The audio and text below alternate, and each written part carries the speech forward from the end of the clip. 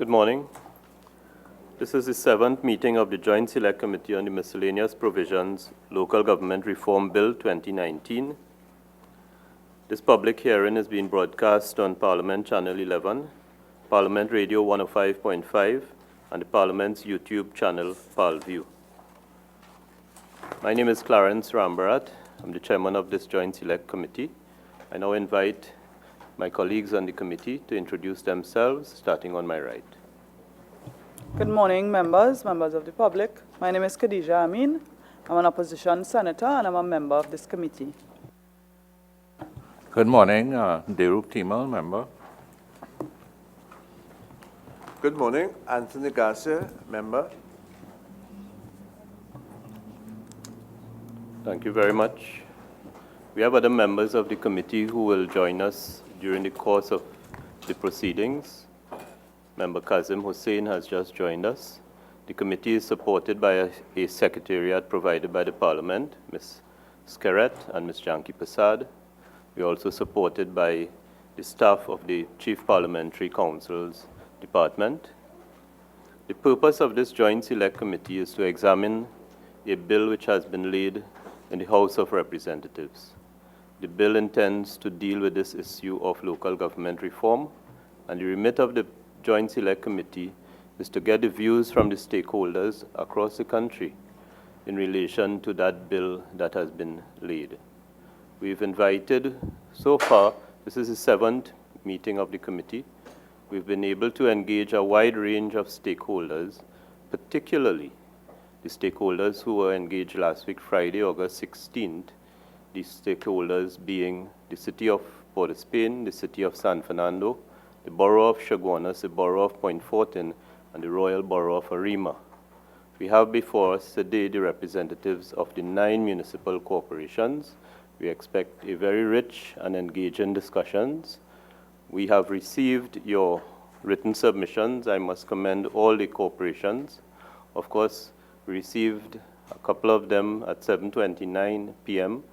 yesterday, but this committee reads quickly, so my colleagues have been able to go through the written submissions. They address a lot of issues that have been raised previously, particularly the issue of staffing. One of the things we noted in the written submission is that you have addressed both existing vacancies and positions which have to be created and funded arising out of what is proposed in the bill.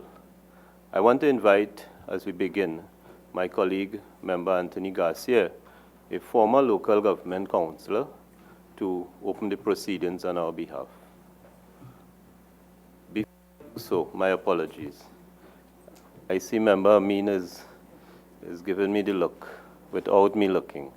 I want to invite the representatives from the corporation to introduce themselves, starting with my friend, Mr. Wong, and we'll go around. Henry Wong, Chairman of the Couva Tabaquite Talparo Regional Corporation. Satraji Usha Maraj, Chief Executive Officer, Couva Tabaquite Talparo Regional Corporation. Pleasant good morning to the committee. Susan Hong, Chairman of the Martin Regional Corporation. Morning, Chairman, members of the committee. Patrice Kane, CEO of the Martin Regional Corporation. Good morning, Chairman, members of the committee. Glenn Ram, Chairman, Mayaro, Rio Claro Regional Corporation. Hi, good morning, members of the committee. Ashmin Mohammed, Chief Executive Officer, Mayaro, Rio Claro Regional Corporation. Good morning, all. Alan Sami, Chairman, Penal, Debe Regional Corporation. Good morning, Chairman, members of the committee. Betty Ramla Sali, CEO of the Penal Debe Regional Corporation.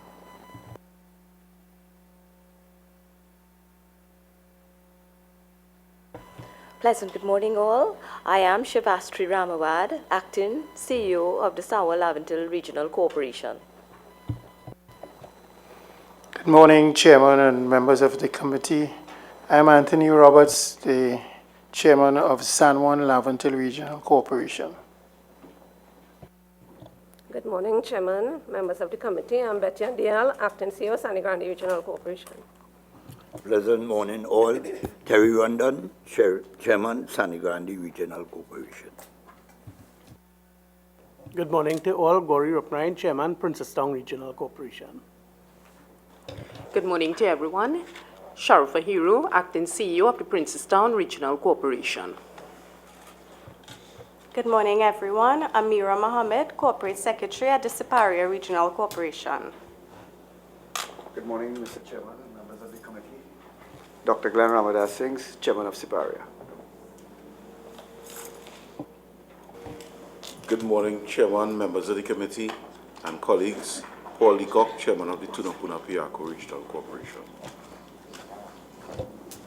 Good morning, Chairman, members of the committee.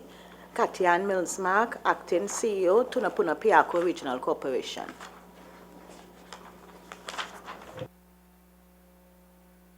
Thank you very much. Member Garcia.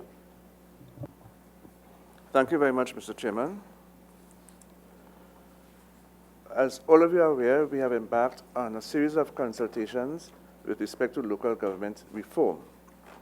And Parliament has decided that we need to have a joint select committee that will examine in detail all the proposals with respect to the changes that we want to put in place. What we have decided to do is to meet with all our stakeholders, as many as possible, and today's meeting is in accordance with that mandate that we have been given.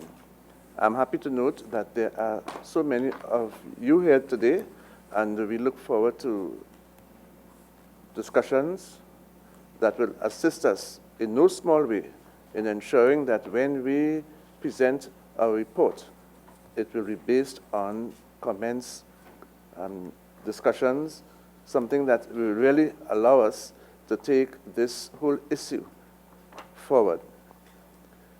I know that as local government practitioners, you as the persons who have been on the field for most of the time will have a clear idea of what you would like to see with respect to local government reform.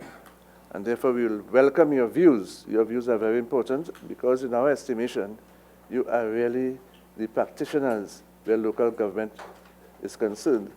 And all the issues that arise every now and again, I'm sure you'll be able to deal with it. So today, we'll be asking you or inviting you to make your submissions, ask questions, and we'll try our best to respond to your questions. And the chairman will ensure that the discussions are held in such a way that at the end of the meeting, all of us will be satisfied that we have done a good job. Thank you very much. Thank you. Well, maybe I can start with you, Dr. Sami. The submission from Penal Debe Regional Corporation covered both the operational aspects in terms of staffing and other issues, but also some comments on the bill itself. So I want to invite you to give us, in summary, the views of the corporation on the bill, and maybe you can also highlight some of the significant, all are significant. So I'm focusing you on the bill, on your submissions, and the key aspects of your submission. But I want to get from you as you open the overall perspective of the corporation. I want to ask all the corporation, all the representatives, to listen to what Dr. Sami says, and when the opportunity comes, you can agree, you can add. We want to try to avoid duplicating what the other corporations have said. So you can build on it as you go along, because each corporation before us has, across the board, you have similarities. But the bill itself recognizes that each corporation has its own peculiarities. So there's an opportunity, even in the staffing, there's an opportunity with the approval of the minister to make staffing arrangements which are specific to a particular corporation. So Dr. Sami? Thank you, Mr. Chairman, members. Thank you for allowing me to open the batting. I trust that I will bat like Greenwich and Haynes rather than the current openers, and that I shall last the course. The Penal Debe Regional Corporation welcomes local government reform. We have examined the bill in some detail, and we have some particular points of view, a few of which I'll speak to, and my colleagues are to speak to others. But from a point of view of an overview. What is unfortunate in bills, in my view, is it does not really set out an ideological or philosophical position so that the reader is not aware of what is expected or what are the objectives. Now, I'm saying that's how bills are constructed. I'm mindful of that. But in a way, it's a pity because it's always useful to know where you're coming from with a bill and what it is you seek to achieve. That only becomes apparent as you go into the bill. So it would have been useful in some document or even an appendix or a page that precedes the bill itself, what it is we are seeking to achieve with the bill. Because, sir, at the end of the day, what is it our constituents want? And our business is to create happiness for the people and to create some kind of national happiness index, because what people want is to be comfortable in their environments and to know that they are protected by the state and by the various arms of the state in carrying out our mandate. And I have to ask the question, does this bill achieve that objective? So we are familiar with the principle of subsidiarity. And are we comfortable that this bill permits decisions to be made at the lowest level, the community level? And in the case of Penal Debe, we have 34 designated communities. Are they going to be fully involved in the implementation of some of the recommendations? And those are questions I put as an opening. But we do welcome the local government reform. We want local government to be enshrined in the Constitution. We are of the view that this bill in its current construct has to be phased in rather than be abruptly proclaimed and then implemented. It has to be phased in. I'm aware that there were 14 meetings in municipalities. I'm aware that the principal stakeholder, which is the mayors and chairman, one of the principal stakeholders, we met only once last year, and that is when Minister Hussein had to summon us and was surprised himself, and he can correct me if I'm wrong, that they were meeting collectively with us, or meaning the team was meeting collectively with us for the first time as a group in one place at the same time. I'm not mindful that a similar meeting was held with CEOs of all 14 corporations or municipalities, and neither with the senior officers, and by senior I mean only 3 sets of people, meaning the engineer, the doctor, and the FO. In my view, therefore, the bill would be technically deficient, and my CEO will speak to a number of questions that need to be asked administratively. Having said all of that, however, I'm also mindful it's a complex bill, that 9 pieces of legislation need to be amended in preparation, and that a number or set of regulations and guidelines need to be developed for each committee and for our general administration and corporate services. So I want to suggest, sir, that the Penal Debe is of the view that it's a bill that cannot be rushed, that has to be taken time, that there must be more consultation on certain issues, and I will point out only 3 because I know time is limited. So may I start with the allocation of resources. As it currently exists, I'm not sure what is the formula that is used. I know that what is normally done, we submit based on what we did last year and what we propose to do this year, and depending on the resources of the state, an allocation is made. The issue of releases is a new issue, a different issue.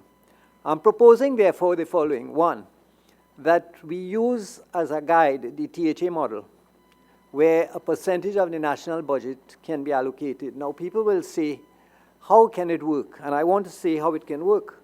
And the first point is there needs to be a needs assessment of every single one of the 14, based on a number of things.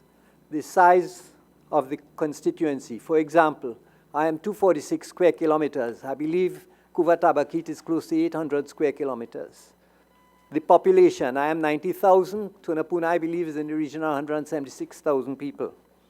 The status of the infrastructure, and I mean road, bridges, landslips, and the whole range of things that are of physical nature. Issues of health, issues of disaster preparedness, community service, police, schools, and other. Now, they're all listed in the bill, but I'm saying that there needs to be a needs assessment. It's something that's going to take some time, perhaps a year, and then a figure is arrived at. Let us say that we realistically need 400 million for next year based on the infrastructure component. But there are other components too.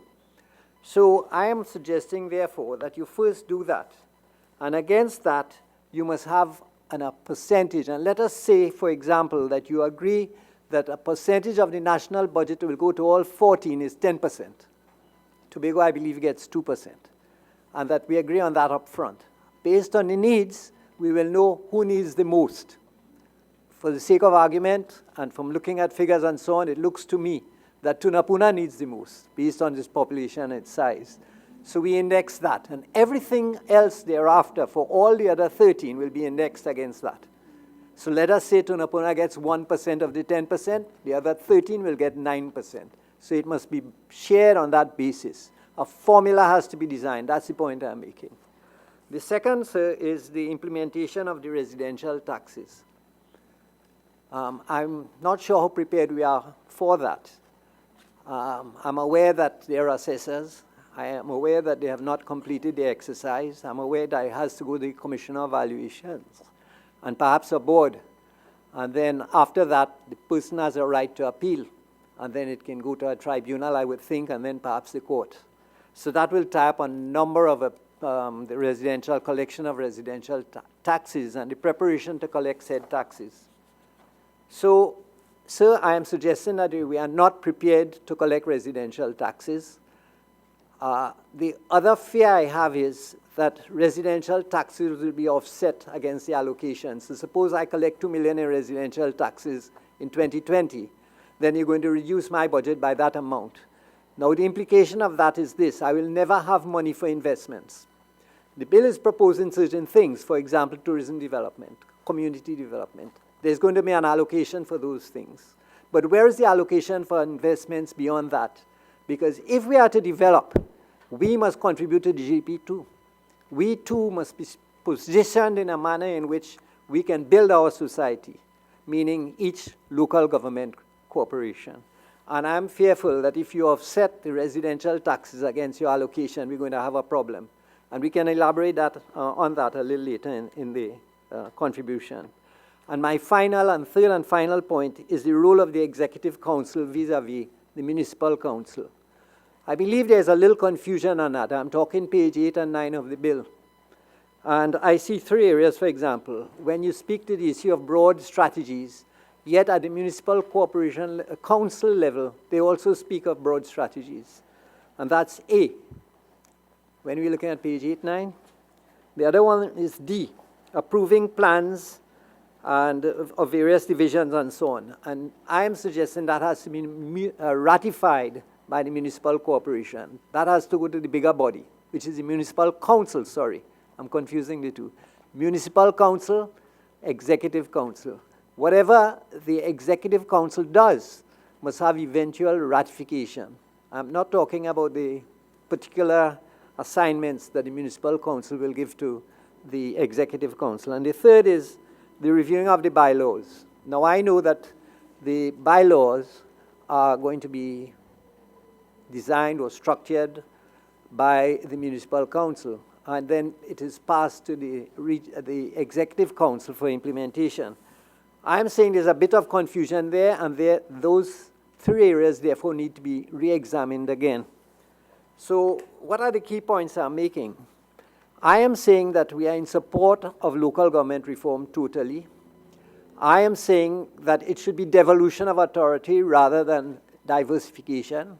I am saying it should be enshrined in the Constitution rather than it being the object of a cabinet decision or parliamentary debate. And I am saying that it needs to be re-examined in its detail.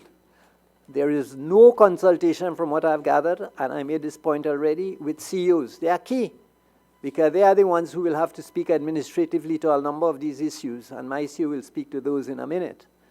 So that needs to be reviewed, and I believe it's critically important that they also meet with all engineers, all doctors, and all financial officers of corporations as separate and together at the same time, at the same place, so that they can deal with those issues. Only then can we have meaningful local government reform with their inputs.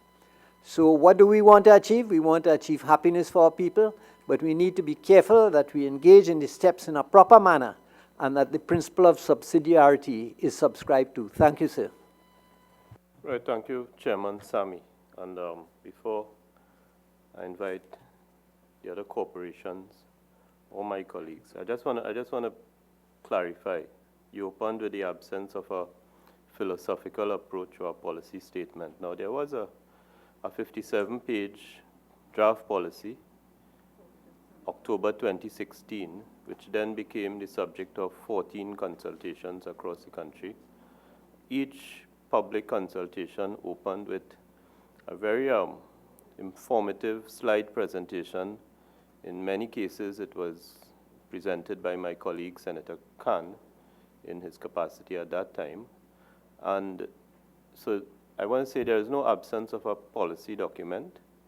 There is no absence of information sharing to the public, the opportunity for consultation. In fact, we are here on the basis of that.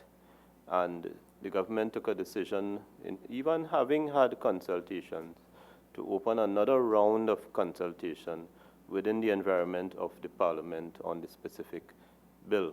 And if you're in search of a philosophical approach, well, at every session we've had as a JSC, we've said that the intention of local government reform, as you know, is to make it easier on the citizens of the country who interface with local government and central government in accessing goods and services, and to see if we can make that a happy experience, as you pointed out, but also a happy experience to the taxpayer, so that this delivery is done in an efficient and effective way, but also a cost-effective way.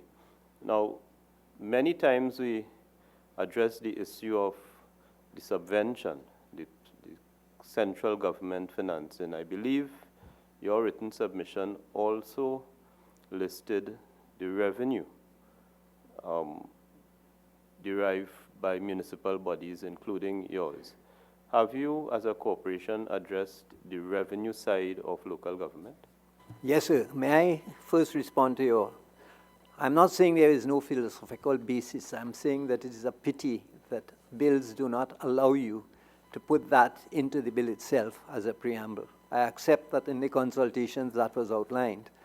And I can remind you, sir, that Act 21 of 1990, the philosophical basis of that act has been lost because there is no preamble. So when you go back now, 29 years later, and you look at that particular act, nobody knows what it is you're seeking to achieve until you get into the body of it, or the meat of it. And I'm saying it's a pity that bills do not allow you to put that ideological position as a preamble. That's the point I was making.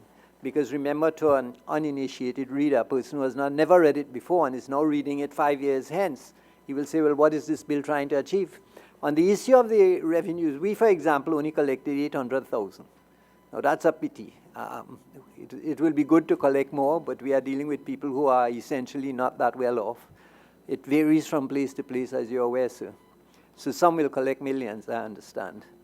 We have looked at that, and in fact, we are using that. And my CEO can speak to the details of it.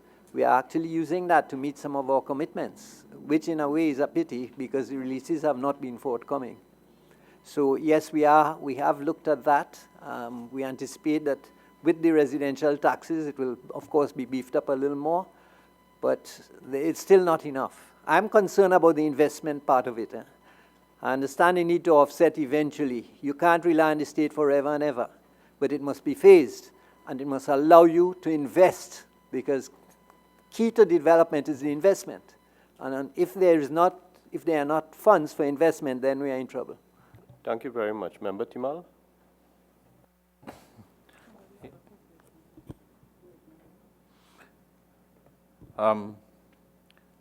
It's really understood that the proposed reform is wide, it's extensive.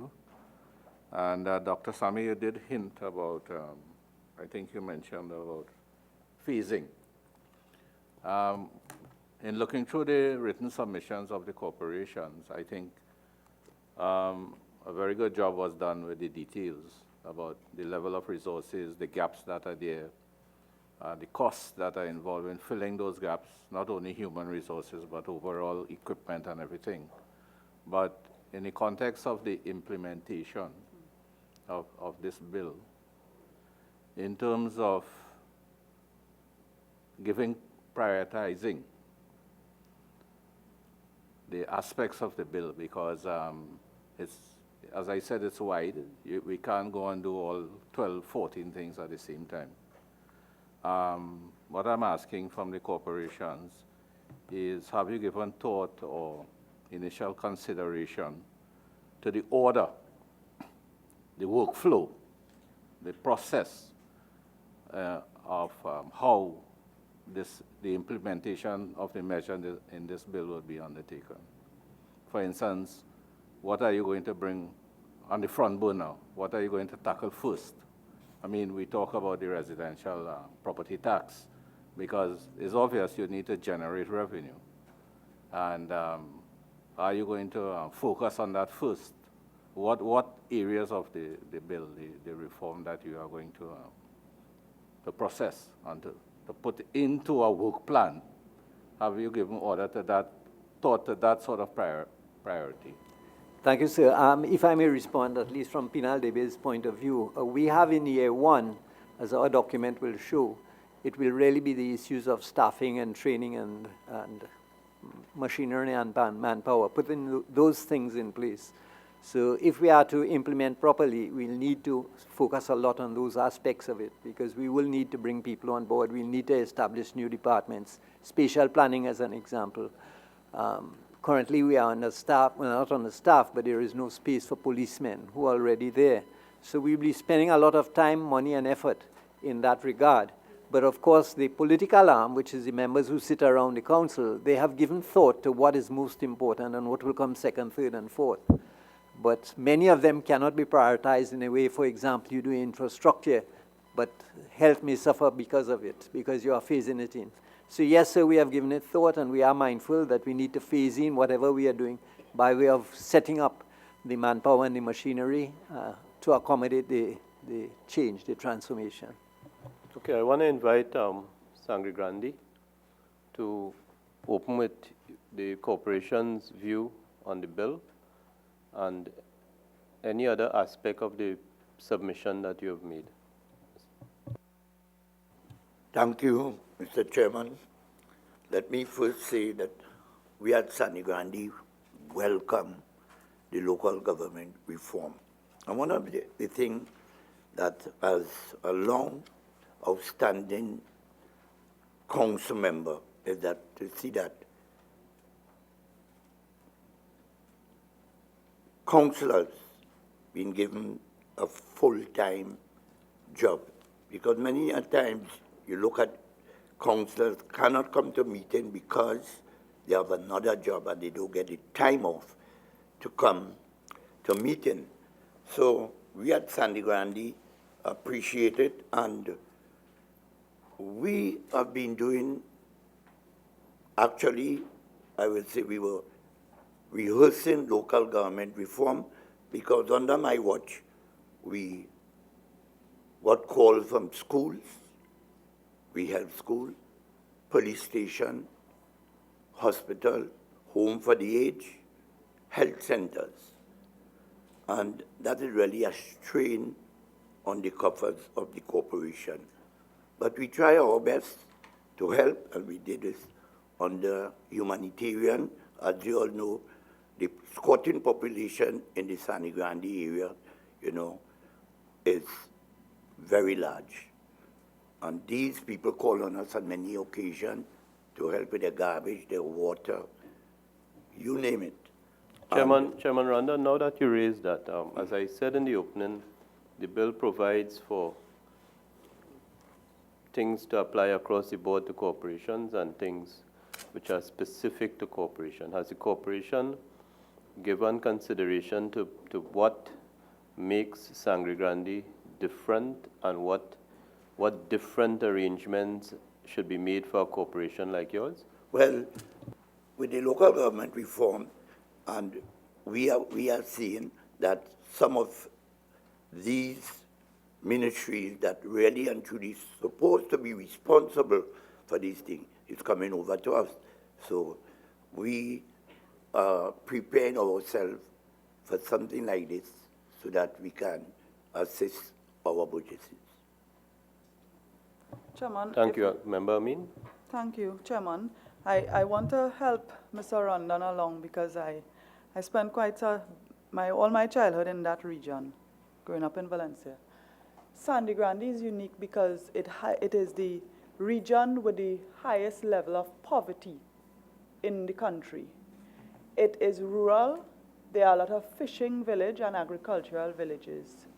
Regional corporations are often called upon to service areas that have not been handed over to the corporation. You may have squatting developments. You may have agricultural developments that mushroomed over time that now need the services of the corporation, not only in terms of garbage collection and cesspit services and so on, but in terms of development. The roads and drainage in particular, you had massive flooding in Sangre Grande region at the last major rainfall, and certainly the drainage issues there, the corporation has to play a role in fixing it. But I don't know if you or your council have given any thought in terms of 20, 30 years from now what you would like Sangre Grande to be and what role the regional corporation can play in terms of local economic development, developing your fishermen into entrepreneurs, developing the agricultural areas, putting in proper infrastructure in collaboration with the Ministry of Agriculture, but that the local government should be a driver of that. And how do you see the bill facilitating your vision for your region, if you have had time to consider that?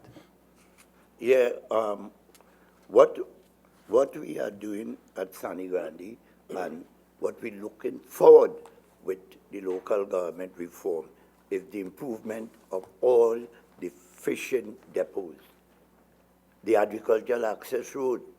Some of our roads fall under the purview of the Ministry of Works, also agriculture. But we embark on repairing the roads for the people. And with the local government reform coming, we are preparing and we are seeing that something will come out positive in order for we could bring relief to our people. Through the program of the corporation, we will also have, we have the LED, right? As you know, Sangre Grande, Togo, there are lots of tourist sites that can be visited. And we are developing it. We have an app out, and we are trying our best to see what we can do to improve the standard of living of the people, Sangre Grande, Togo, Manzanilla, Kumoto, and Valencia. Okay, thank you very much. I want to shift to Sawa Laventille and perhaps get us a little bit into it, the human resource requirements. And last week when we met with the 5 bodies that I spoke about, we asked them to make written submissions in relation to readiness or the efforts to transition to what the bill proposes. So, Chairman Roberts, in your written submission, you've pointed out certain weaknesses and deficiencies in the staffing of the corporation, and you've also pointed out ways in which the corporation has tried to address those, mainly through short-term assignments. So I want to invite you to share with us the views of the corporation on this bill and also the readiness of the corporation for the implementation of this bill. Thank you very much, Chairman and members of the of the committee, my colleagues. We at Sawa Laventille try as best as possible to operate in a reform mode because we believe that reform of local government has been bandied about for the longest while, quite a number of years in Trinidad. And we have not gotten to the point where we could say that we have the kind of change that we expect.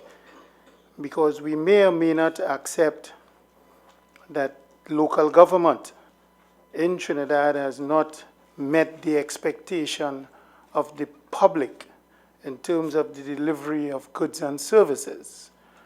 We hear a lot of complaints from the general public as to the kind of service that they receive. But we believe in San Juan Laventille, Mr. Chairman, that the reform has to start with us as members of the council. We accept that there's a need to make the change if we have to satisfy the needs of the people, and we must have that will to be able to effect the kind of changes that are necessary, and not really wait on legislative changes.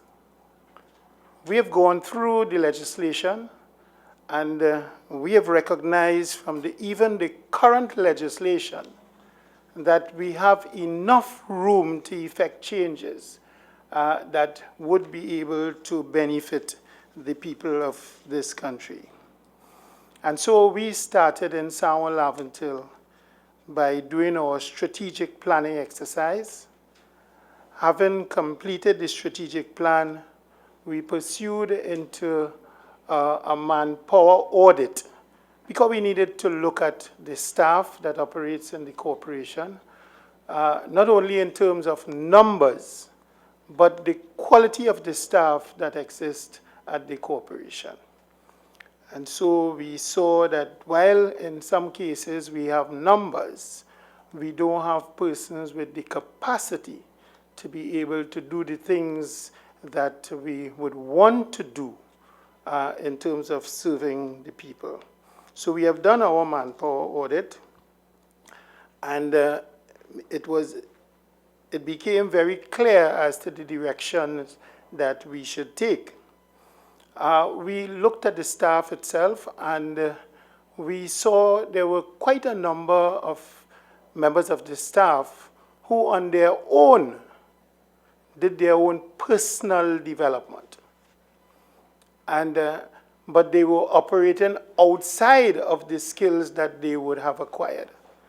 And so together with the union, because we do have an excellent relationship with the union, we meet with the union from time to time in what we call non-crisis meetings, and we discuss the moving forward of the corporation. And so in these discussions with the union, we were able to make changes and to fit people into areas where they could best provide the service for us at the corporation.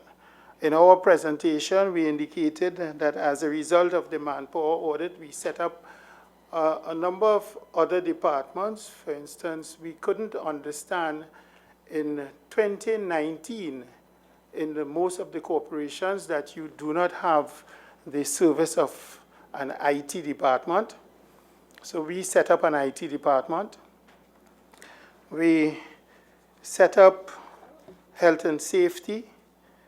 We set up legal because the country has become a little more litigious, and as a result, there are a number of matters where people would have fallen into manhole because of the lack of proper manhole covers, whether the road might have been under the purview of the corporation or the Ministry of Works, and a number of other areas, so that we needed the legal guidance. We as well look at the garage and the transport section are areas which could be considered to be the heart of the corporation. But yet we still wait on hiring persons who come through the system and who don't have the capacity to be able, with the millions of dollars that we have invested in equipment. And so we hired a fleet manager as well. On one of the occasions that I had the opportunity to sit in this August body, we had some difficulty with a financial officer. For some time, we did not have a financial officer. We now have a financial officer, but we thought it was necessary to beef up this department. And so we also hired a person who possessed that skill, and we named them the assistant to the financial officer. So these are some of the areas where there are other areas we have looked at as a corporation. In terms of the management of the corporation, we believe that the CEO needed to have a deputy to work with the CEO. We also put in place a communication department so that we would be able to communicate a little more effectively with the public. So as it relates, Chairman, and as you have so guided that we should deal with the staffing area, these are some of the things that we have done. And to indicate that we have been able to do this through short-term employment, because that is the area we have the room to be able to deal with it. It's very, very unfortunate because we could only hire 6 months for a period of 6 months, and then we could extend. And so that is the process that we are going through. We really embrace the local government reform, and this is one of the areas that, unfortunately, not very often I have the opportunity to differ from my colleague, Dr. Sami, because we do meet and interact as regularly as we can. I don't think that this is something that could be postponed. We have been talking about local government reform for more than 25 years in this country. Obviously, it's because we see that there is an urgent need to reform. And I think we need to take that step into going into the reform immediately and not postpone the process of local government reform at this time. Thank you, Chairman. Thank you very much. I want to ask my colleague, Member Timal, to intervene. Chairman Roberts, I think what you have reported there, the committee duly notes. But in terms of what you have presented, it's a lot about the initiatives that you have taken to address certain challenges within the corporation, but particularly in the context of the proposed reform and where your corporation stands in terms of the implementation of the proposed reform. Any more detailed information that you could share with this committee? How it could be done, etc. I also want to add to the plate, Chairman, you are also the president of TALGA, and you spoke about some of the things that could be done. If you could probably share with us, I know TALGA has done comprehensive analysis of what councillors' remuneration and allowances should be if they are full-time based on their duties. And if you can share with us how perhaps that could help us with some of the recommendations that you are making as well. Chairman Roberts. Thank you very much, Chair. It's just that I try to stay within what the Chairman has asked me. And the issue with TALGA, I am going to address it.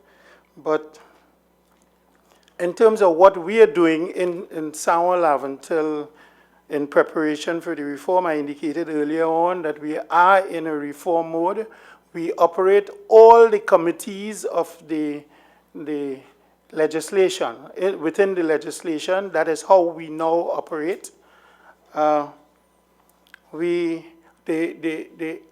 chairman of our committees operate a slightly different to some of the other chairmen in the sense that we do not only come and sit and chair a meeting as a chairman of a committee. The chairman of the committee works constantly with the administration, because we do have an excellent relationship with the administration, and that is what the reform suggests, that the chairman under the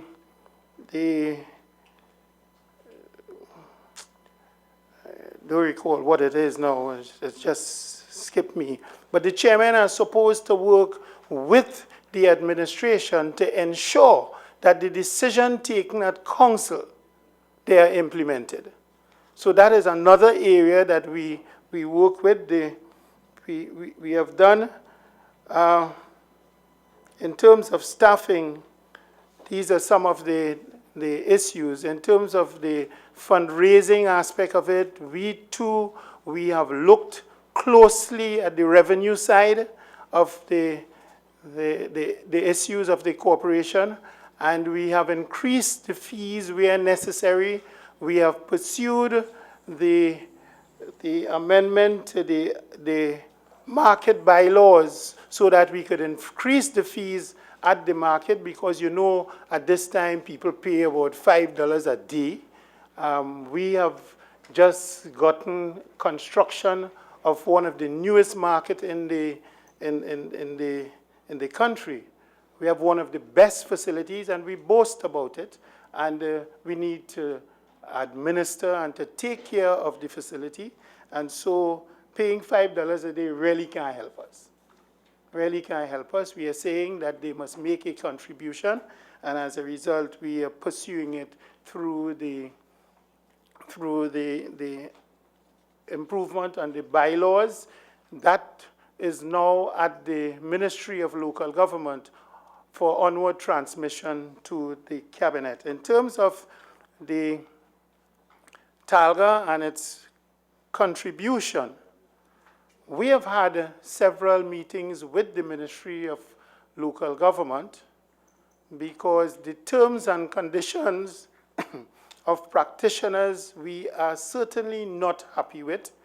We believe that the legislation will address some of it, but on a previous meeting I suggested that while the legislation suggests that we should have that the Minister of Finance will make the recommendation in terms of remuneration, we believe that discussions should be held with the representative body in order to arrive at what is necessary. We have asked the ministry to look at a number of other areas on behalf of the practitioners that people should be it should be considered that members should receive things like pensions and vehicle loans to be able to access their communities and to service the needs of the people within the community. So we have given the ministry a full list of our concerns, and we hope that with the reform that they too will address these issues. Thank you very much, Chairman. I want to invite the Chairman of Couva, Tabaquite, Talparo Regional Corporation, and thereafter my colleague, Member Indar Singh. And I want to welcome Member Indar Singh, Member Rambachan, who were stuck in traffic and happily have arrived. So, Chairman Awang, and then Member Indar Singh. Thank you very much, Chairman, and other members of the committee. Some of the things I would have liked to address or indicate here was said by some of my colleagues before me. However, I still want to reiterate the issue of equity as opposed to equality with regards to allocation of resources. And I'm the chairman of a corporation that is second largest in the country. Second to Tunapuna with regards to population, second to Sangre Grande with regards to geographical space. And sometimes I'm taken aback with regards to allocations when I look at some of the smaller corporations and look at the allocation they would get from central government, and compared to what I would get is sometimes amazing. Dr. Sami spoke about formula and the formula to address situation like that. I agree with him that we should have a formula that will look at all these issues of geographical space, population, and everything else. One of the points that my friend from Sawa Laventille spoke about with regards to he take the initiative to hire personnel like a fleet manager. I just want to say that presently our corporation in Couva, the workshop is manned by a workshop foreman. Now that foreman came from, he was probably a mechanic and just moved up to become the foreman in the workshop. But that position actually is a monthly paid position, a position that should be filled by the Service Commission. And for a year, it has never been filled in my corporation. And I'm making this point to say that whether or not when this act come into being, whether or not we're going to suffer the same thing with regards to manpower. There are certain positions that was never filled in that corporation since ever. Right? Some of the chief officers, only probably a couple of years ago, we got some of the chief officers. And that was enshrined in Act 21 of 90 from the conception of Act 21. So those are some of my concerns. I look at the present the bill, and under the responsibility for community development and social services, and in item 35D, it says assisting in the implementation of central government social policies and programs, and I'm not too sure what that means. When we were we were doing the consultations, it was said many times that local government should be implementing, should be responsible for some of the things that is now under Social Services Ministry. And it was said, who else knows the communities like a social, like a counselor? And for instance, I just want to make the example of disaster relief grants. The corporation will go, we'll be the first responder, we'll go, we do the assessments. But this Ministry of Social Development would give grants and we would not even be informed. So I'm saying that is something that should be placed under local government. Community development also should be under local government. Community development, we interact with communities every day. And the act, the bill doesn't say how that's going to happen. It gives you some thing here about promoting local cultural community events and so on, sporting activities. We do that now. Coming back to Couva, Tabaquite, Talparo, and how I can see this area developing, we are well poised for tourism, in local tourism. Recently, you would know, Chair, that we partnered with the Couva Point Research Chamber of Commerce and hosted one of the biggest fish festivals in the country, our second one. He was there, the first one. That is an initiative that can bring tourists to the region. We have taken the initiative to develop the Northeast Tunnel in Tabaquite. We have put in public washrooms. We have lit the place with using solar-powered lighting and so on in Northeast Tunnel, Tabaquite. Added to that, we built some nice vendors booth along the Tabaquite Road by the Sbarro. So when you move from the tunnel and tourists come to the tunnel, they can partake in indigenous food by the Shabana in Tabaquite. So we are well poised for local tourism within our Chairman, region. now that you raised that, because you have actually listed the fees associated with all your vending and so on, and all your permitting. Let us use, well, your usual market stalls. You charge $5 a day now. And for your Tabaquite booths, are Tabaquite booths, are they all rented out? And I just want your views on the current charges in the corporation and whether you think that in the context of what you want to achieve, some of those could be increased. Actually, recently, I think it was this year or last year it was here, we reviewed our fees. There were some things that we were not charging nothing for at all. For instance, cremation at our cremation site. We were the free cremation site in Trinidad. And we recently imposed a fee for that.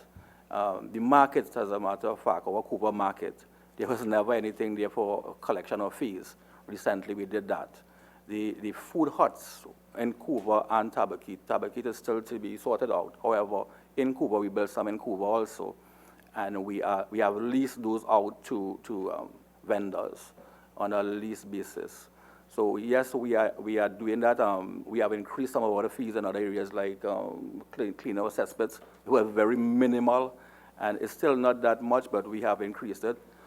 We didn't do any for pit privy. Right, pit privy meaning latrine. We didn't increase that at all because if someone having pit privy in this time still, that means that person have to be extremely poor.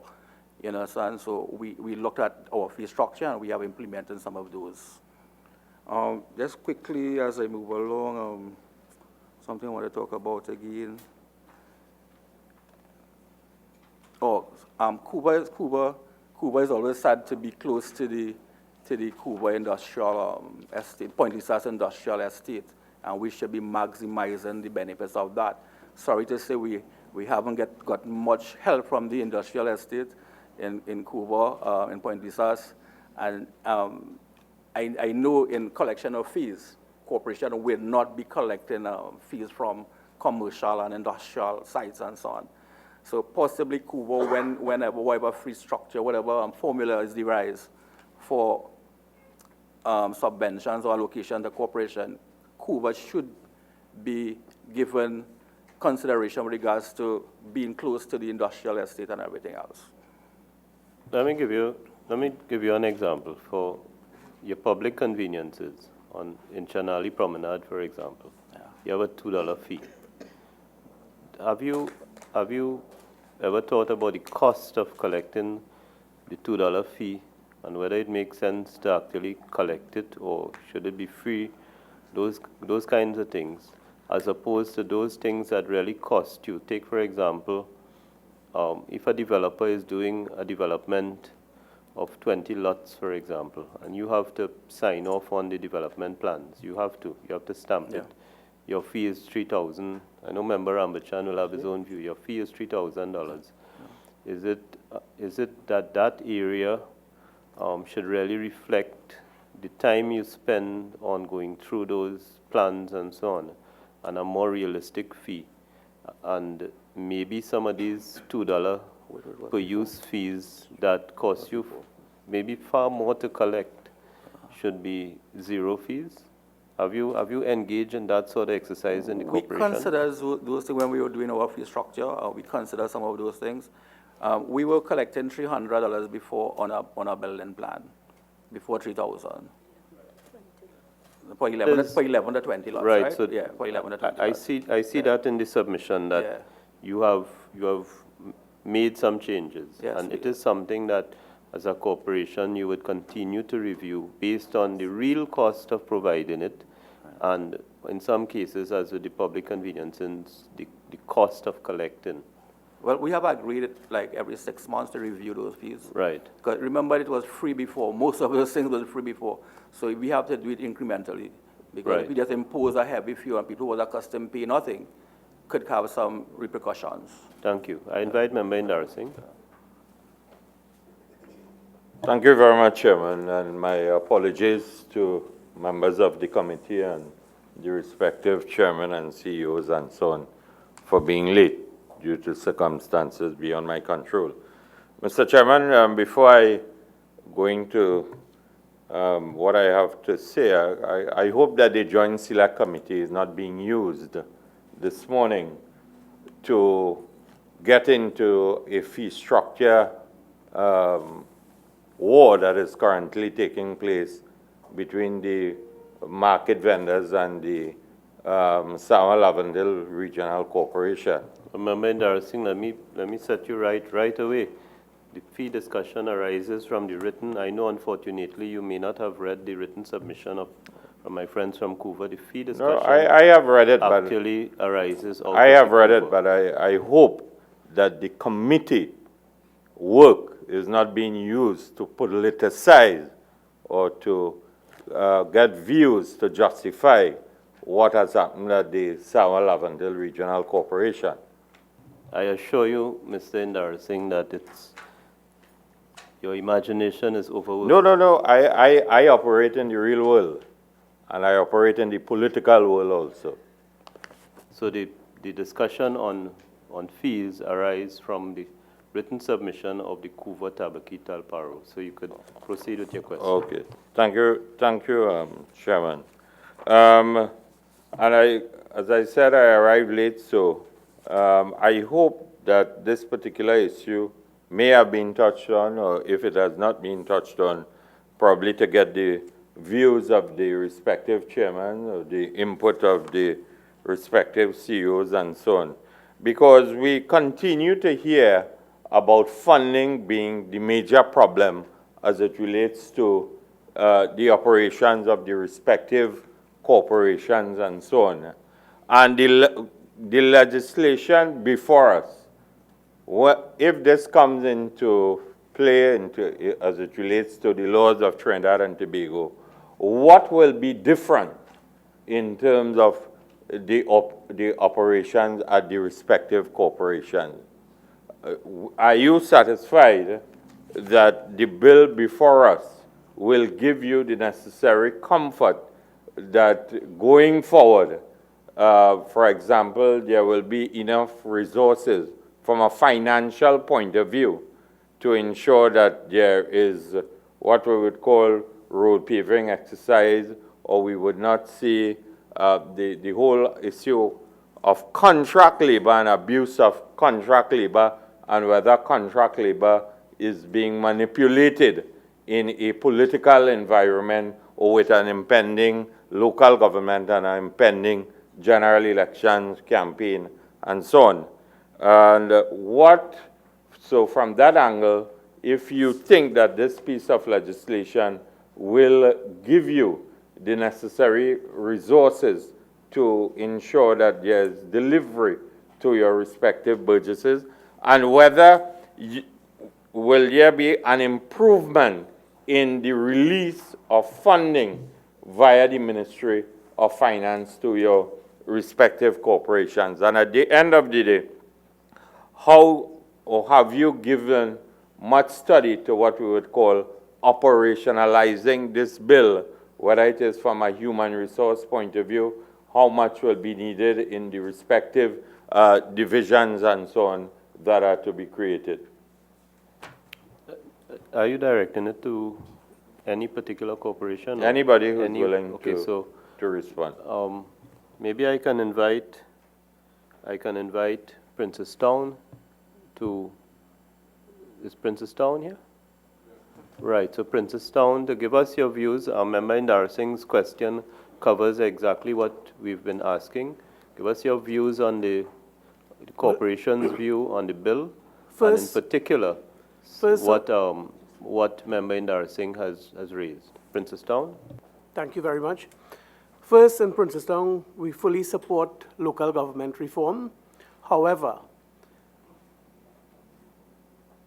our concern, and Dr. Indar Singh mentioned about contract labor. Presently, at the Princestown Regional Corporation, we had been using our subcommittees in line with these new committees to see how we can start putting things in place. We have also employ persons under short-term contract, under short-term employment. But under short-term employment through the corporation, after 6 months, you must stop these people, give them a break for 2 weeks, and then continue.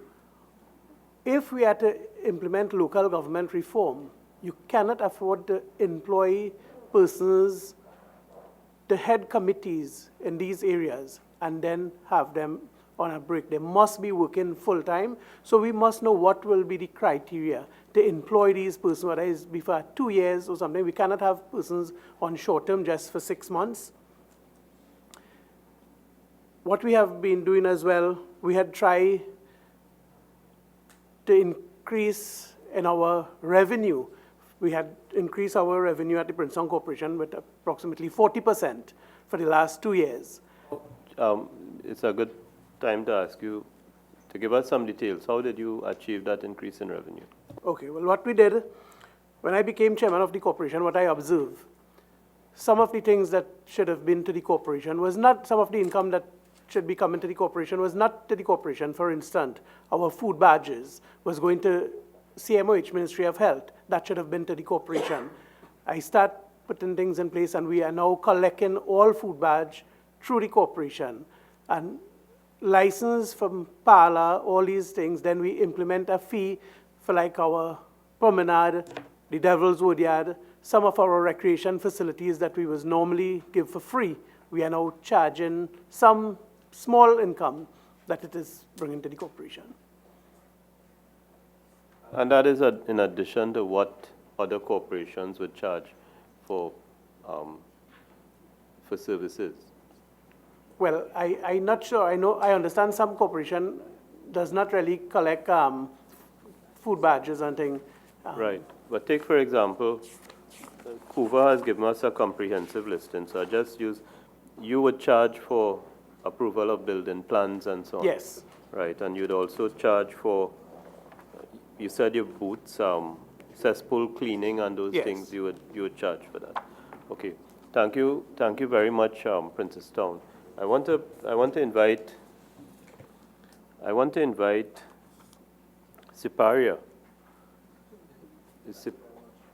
Thank you very much, Siparia. Mr. Chairman. In the context, Chairman Ramadas Singh, you've been here from the start, so you know the questions Yes. we've been asking. Thank you. Of course, and I would, of course, not try to repeat some of the comments that were made before, but I want to say that I agree with my colleague from Penal, Debe, that while the bill is an act to amend the Municipal Corporations Act, it would have really been useful to have a neat vision statement as one of the papers for this meeting to crystallize the exciting, bold, and inspirational journey that we are about to embark upon. But those of us who have been involved in local government as a practice, my own self, 24 years, really understand the need for this reform. Local government has not been treated and dealt with the way that it really should. What it seeks to do to empower communities cannot be done with the institutions and mechanisms that are now available to us. Also, I feel that it is very important for us to look, when we say that we are creating happiness in the communities, we must also look at the challenges confronting us as a nation and how is the reform going to help. And what I mean by that, if we look at the state of crime and criminality, the engagement of the municipal police vis-a-vis the national police, and at the core of it, youth engagement and youth empowerment. There are many ministries that are going to be involved in in this reform process.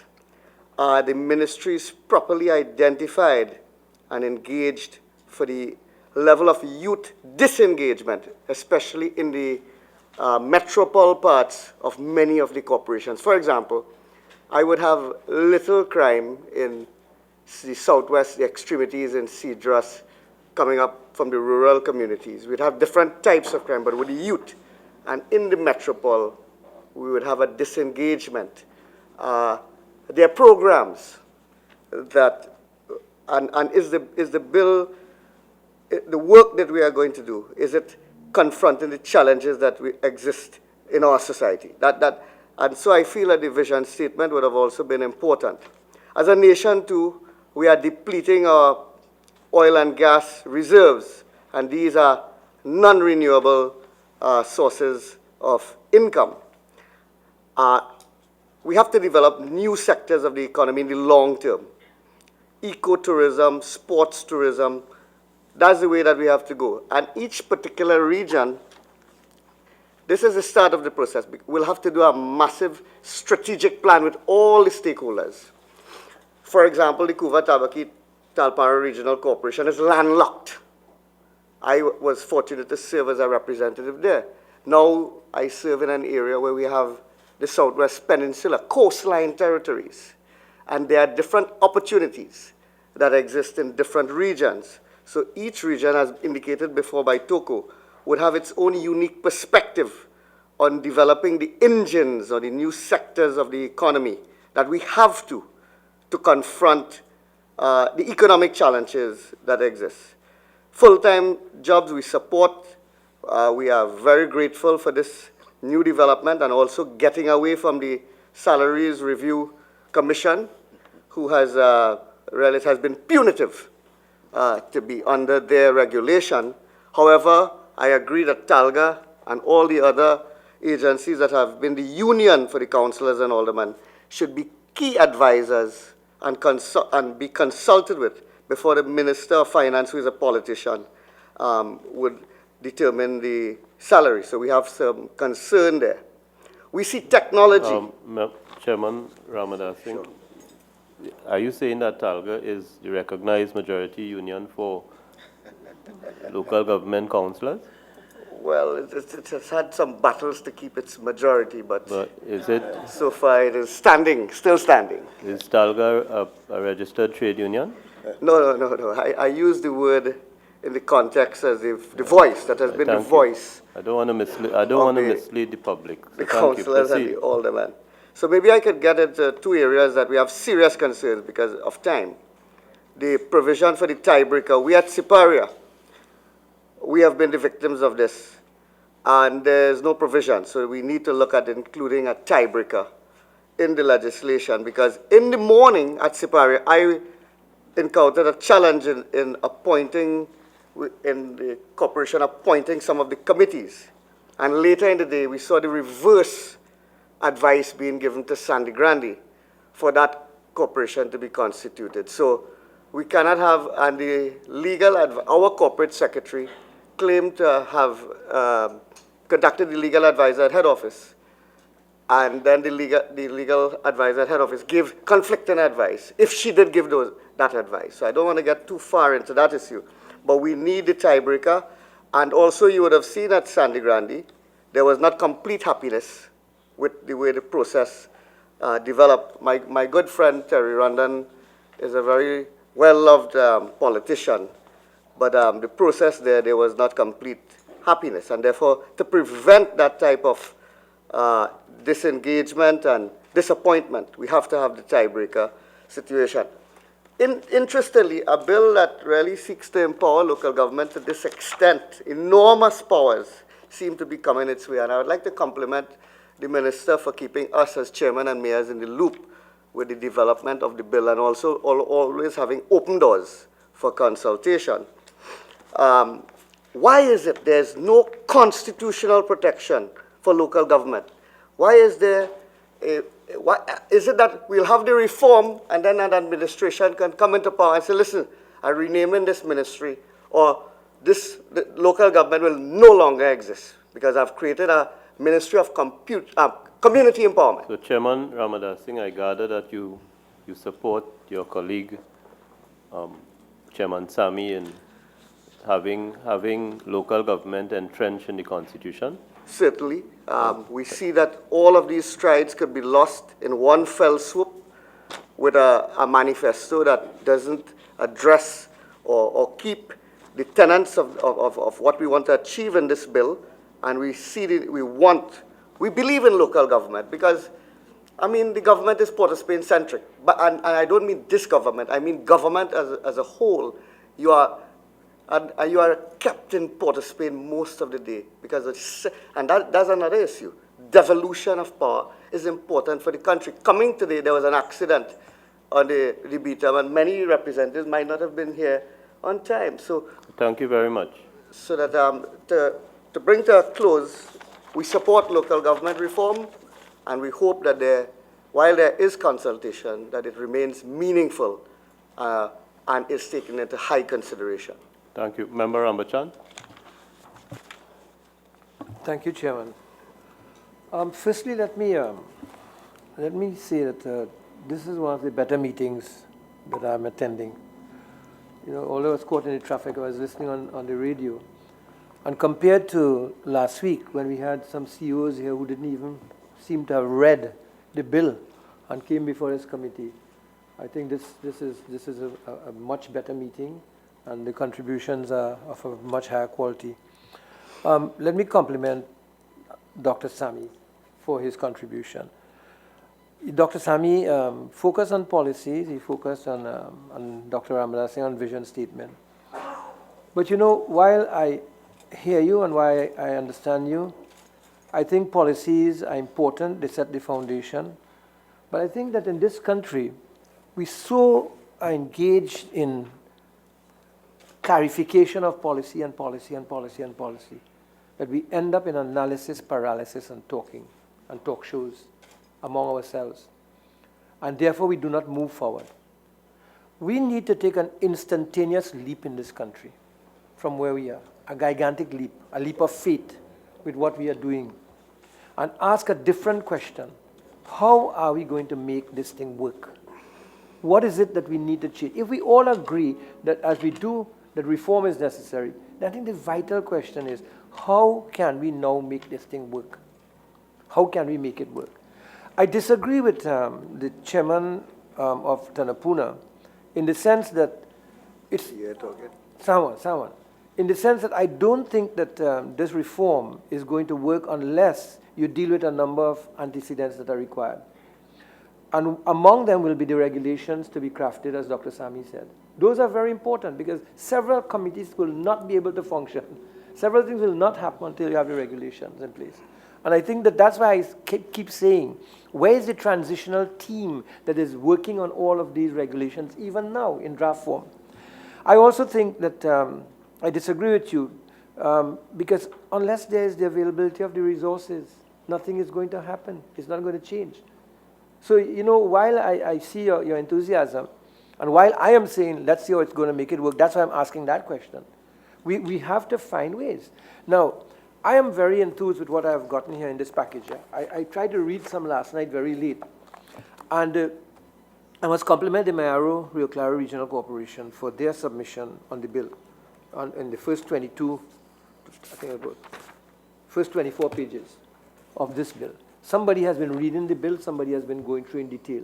In the case of Tunapuna, it's the first time I've seen one corporation say, look, we need $34.2 million more in order to put the human resources in place. That's the kind of analysis and that's the kind of detail that I think the corporations have to get involved in. Taking what is there in the bill now, don't wait for the bill to be passed so that we know. Because as a member of this committee, I've been trying to do that myself. I've asked Mr. Wong to help me in that regard, to detail what are the requirements and what are the kind of salaries, but I do see now somebody coming up with a $34 million figure. So that's why I'm saying, you know, that this meeting is much more content related, and I compliment you. I really compliment you, those of you who have made these submissions in this detail. Why I want to come back to the matter of the releases. Let's take Tunapuna Regional Corporation. It was mentioned this morning by Dr. Sami, the number of people there compared to his and son. They had requested $288 million. They were allocated $182 million, but so far they have gotten $146 million. That's 50% of what they had requested, or if you put there, 80% of what was released. But the point is, they cannot do the job that needs to be done. They cannot do the job. Nobody has been answering the question in the public. And this is where more than the formula is involved now. As to how you're going to deal with the 32 primary schools and 16 secondary schools, I believe, in Dr. Sami's area. I read your documents. I went through them to try to get the details of what you're talking about. So, Mr. Chairman, you know, this bill will be passed by your government. They will pass this bill based on a simple majority. But the practical reality is that the implementation of this bill is not going to happen until you deal with an instantaneous leap as to how you get there.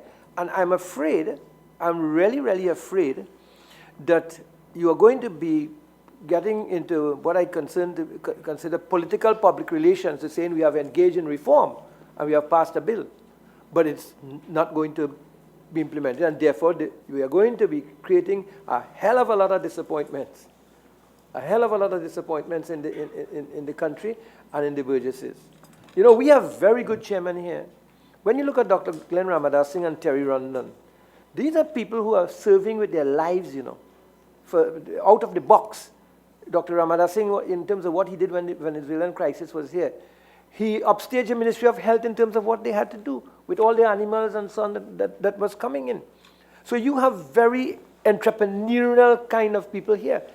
And how now do we assist them through this committee by making sure that what has to happen, not just a bill being passed for the sake of politics and cannot be implemented.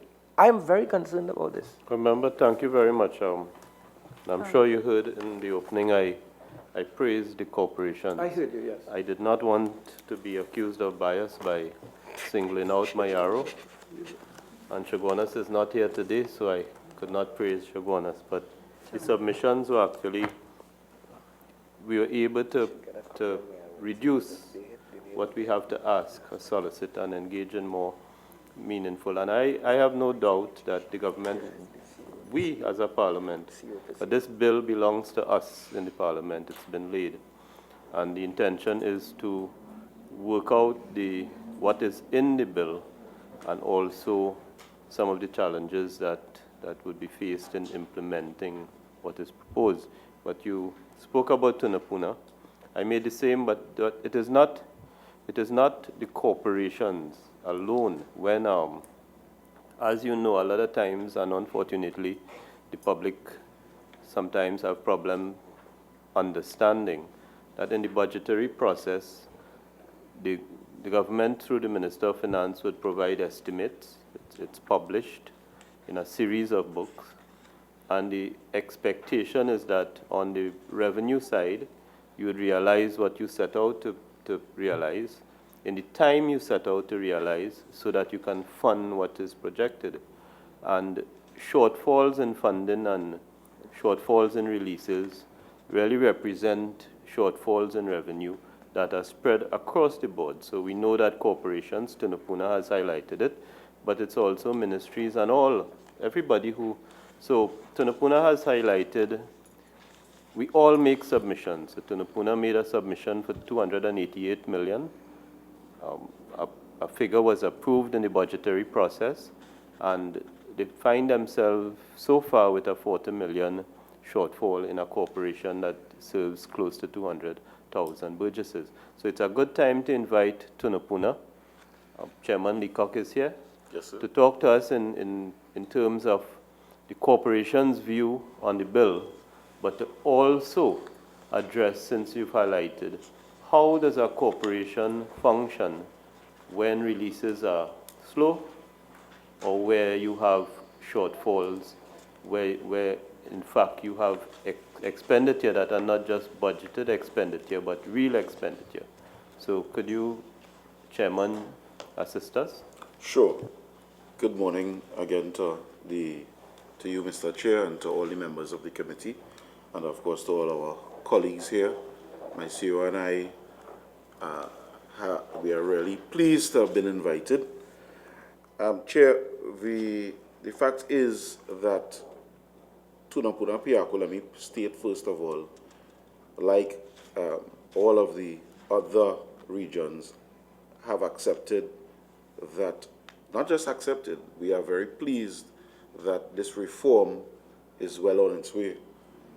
We see the bill as progressive, we see the bill as answering the majority of the challenges that will be faced by us. Of course, the fundamental issues have been raised, that there will be some working challenges as we go along.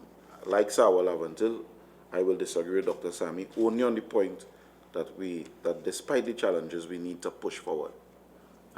Because if we don't, we could see another generation sitting on waiting to see what happens with local government reform. Chair, the shortage of releases happens with everyone every year, regardless of what is your allocation. The practicality of the challenge really comes in the comparison of releases for salaries and your recurrent expenditure versus your releases for goods and services that would buy the material to do the work. So you may be paying persons hundreds of millions of dollars a year, to do work in the corporation, but you don't have the tools and the materials for them to do the work. So you have construction teams who may be sidelined because they don't have cement.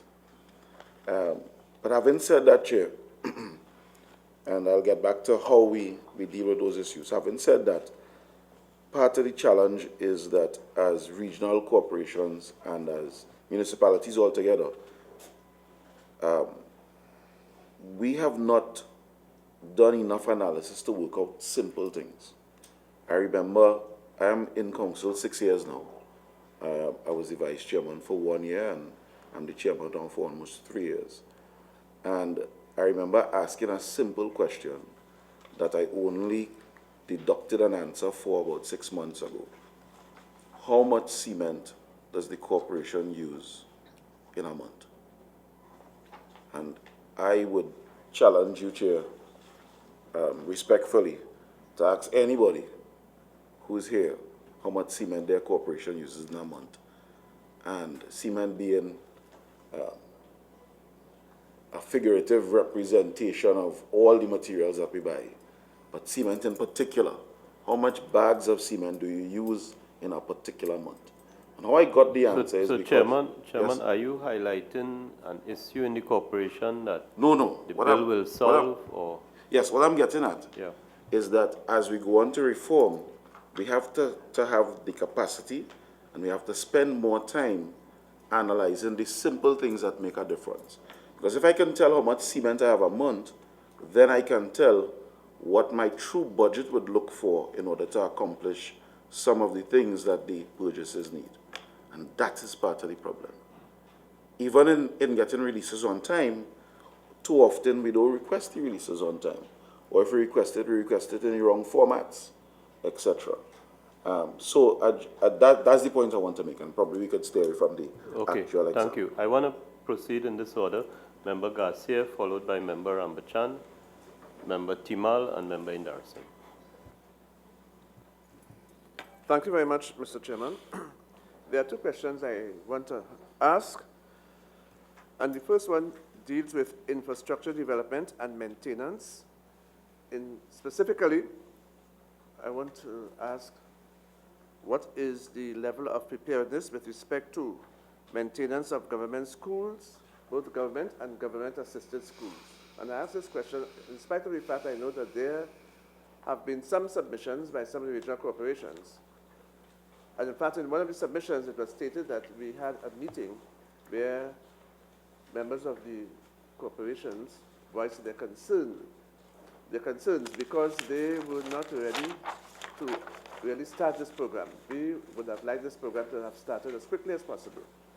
So my question is, what is the level of preparation with respect to the maintenance, the assistance in the maintenance of our schools? The second question I'd like to ask, and this concerns human resource management. There is a perception in the minds of the general public that persons who are employed at the regional corporations work only for very short hours. In fact, when I sit in my office, in my constituency office, and my constituents come to see me, they generally ask for a job at the borough. And I ask them, I say, why do you want a job in the borough? And in many cases, they would tell me, well, you know, I can start at a certain hour, and by 9 o'clock I can go home, without any hesitation. This leaves a very bad impression in the minds of the general public that workers who are employed with the regional corporations do not give a full day's work. My question, therefore, arising out of this is, what measures would you put in terms of human resource management to ensure that that perception is corrected? Thank you very much.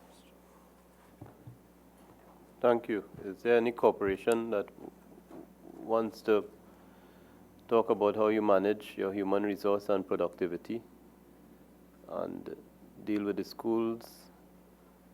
Okay, but while you think about it, yeah, is there? Chair, if I may, it's Paulico, Tunapuna, Piarco. Right. Chair, the human resource challenge is a significant one. It calls for a significant change in mindset and for all the stakeholders in the present relationship to get together to resolve the issues. So for instance, at Tunapuna Piarco, we have over the last year or two engaged the union directly, the NUGFW and Comrade Lambert, to work on programs directly tailored to speak to the employees on productivity levels. Now, if, as an industrial relations man myself, and having come from a trade union, if I had the opportunity to negotiate with the CPO, one of the things I would reconsider is the working hours of the corporations. Without touching salaries, I would relook the working hours and the breaks so that you can guarantee more productivity for a shorter time without actually supporting the present 2-hour perception that exists. And in some cases, reality, in many cases, the reality that we only work 2 hours. So for instance, you can look at a 6-hour workday, especially for the teams who are now restricted by tasks because they work in conditions that are unfavorable. And the task schedules are now no longer relevant. The task schedules now are implemented by persons who don't have the capacity to measure it properly. And so we have to build those capacities, but at the same time, we can relook the day work, put in the appropriate breaks, meet the requirements for what we consider safe work, and at the same time, raise the productivity of the teams. Okay, thank you, Chairman Nikop. Before I move to Member Rambachan, I just want to invite Member Hussain. I know you had an intervention to make a while ago. Thank you very much, Mr. Chairman, and to all my colleagues. I say colleagues because I work hand in hand with all the mayors and chairmen of the 14 corporations. But my question is not to the mayors and chairmen this morning. I look across the cross-section here today and also last week concerning the CEOs. And the CEOs, in my view, have a very responsible role to play at every corporation. Because in my view, I worked as a mayor, so I know. The CEOs, in my view, have a lot more power than the politician and the chairman and mayors. And I look in this audience this morning and I see young CEOs, aspiring CEOs, and the present Act of 1990 with this reform will empower the CEOs even more. I look at the CEO for Rio Claro, who has been a CEO for a long while now, a lot more experience than some of you all, and you all will get there where he reached. I have a question for you, Mr. CEO. Under Section 38(2), the Chief Executive Officer shall now act under the supervision and direction of the mayor of the corporation. While Section 38(3) states that all chief officers and employees of the corporation shall take direction and report directly to the CEO. How effective is this reporting arrangement as it relates to the CEO or the mayor? When issues arise, the bill is silent in terms of who the CEO seeks redress and resolution from. Is there need for a clearer demarcation in terms of the roles, responsibilities, and authority of the CEO and its executive council? Mr. CEO, I know that you have a lot of experience, and I would like to have an answer. Mayors and chairmen do not have the authority to hire and fire. It lies with the CEO. The corporation, the council, makes recommendation to the CEO and the administrative arm, and as my colleagues around the table, including myself, when we talk about productivity and all the ills with the plans being passed and the vending and situation and the market, all these fall directly under the administrative arm. Everybody around here have a lot of experience. I have over 40 years solid experience in local government. So, Mr. CEO, you being the most senior person, I would like you to give me an answer. And the public who is listening and watching and who will be reading the newspaper this weekend expect a proper answer from you. CEO Mohammed. Thank you, members. Let me see if I can do justice to the fate reposed in the Minister of Rural Development and Local Government in my arms today. There was a myriad of issues he raised, or he directed to myself. Let me see if I can encapsulate as many as possible in a short time. One, I want to deal with the issue of the reporting relationship between mayors/chairman and CEOs. The proposed bill indicates that the CEO would administer under the direction and supervision of a mayor and /chairman. That needs, in my submission, and in fact in the Mayaro Rio Claro submission to this committee, we've asked for basically it is not a change, but we asked for we clarified and we sort of expanded, where we said the CEO will operate under the direction and the supervision of the mayor/chairman in respect of lawful decisions. And the rationale behind lawful directives, and the rationale behind that is if the CEO is to operate under the ambit of the chairman, and there's nothing fundamentally wrong with that, it must be within a regulatory framework, and it cannot be at only the direction or the behest of an instruction from a mayor or chairman that may at times be contrary to the regulatory framework. So again, we are CEO, saying... Just, I don't want to interrupt you, but how is that different from what operates right now? Mr. Chairman, I was coming to that. All right? So in other words, what I was about to say is that insertion in the bill is not fundamentally or radically different to what obtains now. In fact, I don't know how many members or current CEOs or current chairman would be familiar with, and we must thank the Tunapuna Corporation some years ago. Whatever was the circumstances, in their wisdom, they went to court on a matter about the reporting relationship of a CEO. All right? And that has manifested itself in High Court Action 1066 of 99, which clearly expressed that a CEO's primary and ultimate responsibility is that to a corporation. And at the last sitting on the 16th, there was some ambiguity I heard expressed about a duality of reporting relationship, i.e. to a mayor and a permanent secretary. And to me, that is where the ambiguity, the concerns, the challenges arise.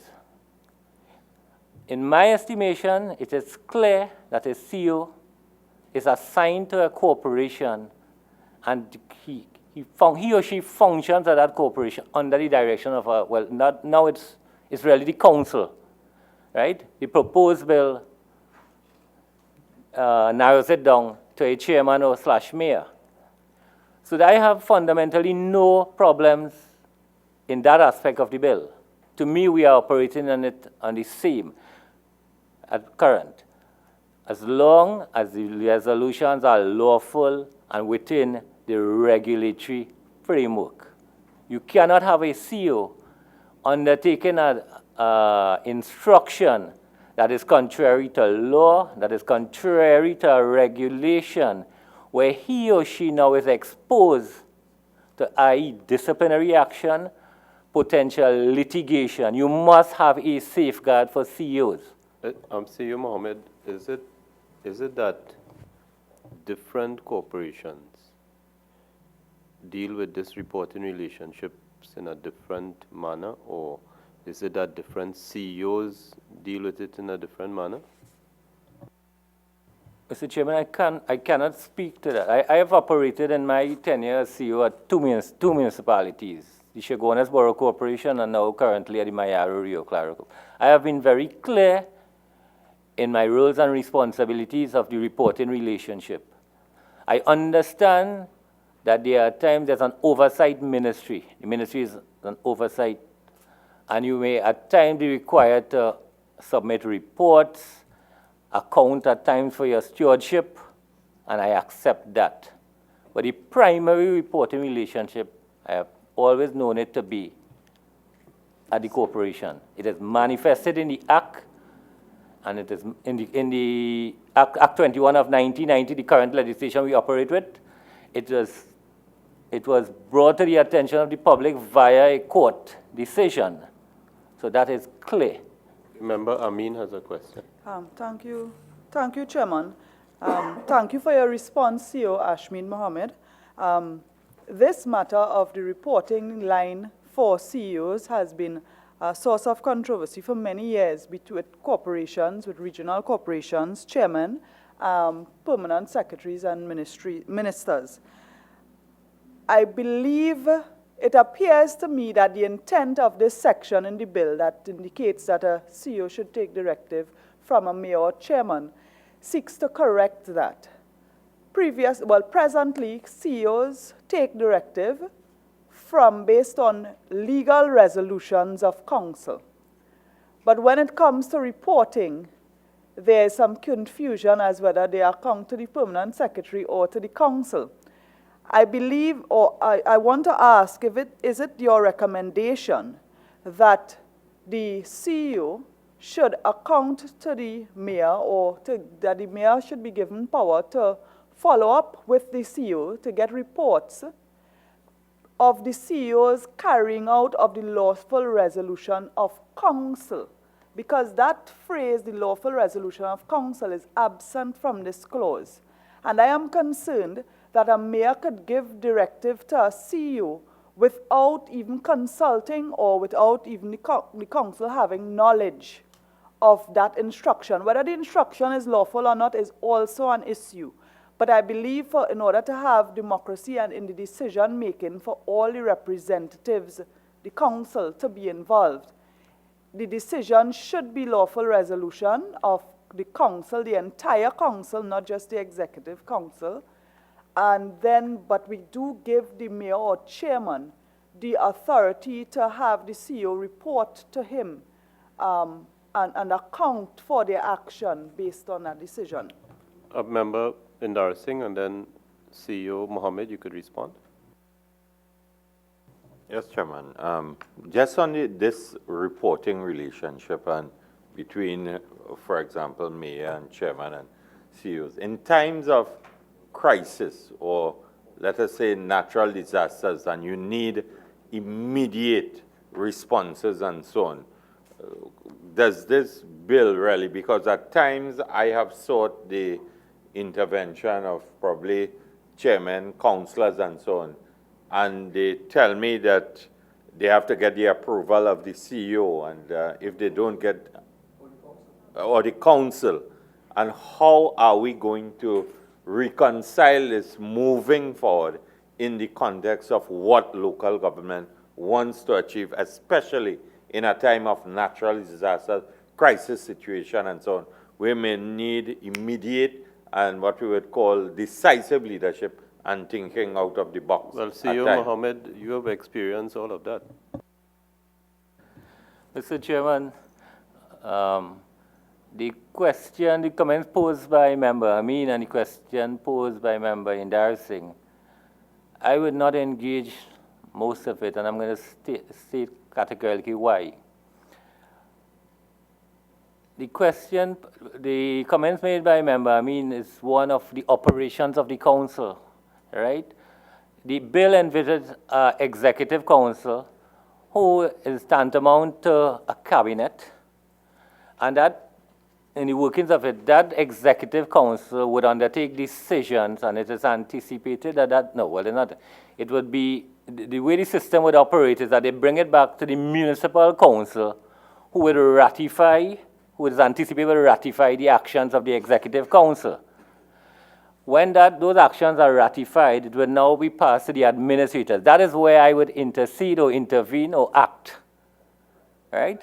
So I will not comment at this stage on who is in, how the instructions are derived. In fact, I am taking it at this forum that the instructions at this stage are lawful.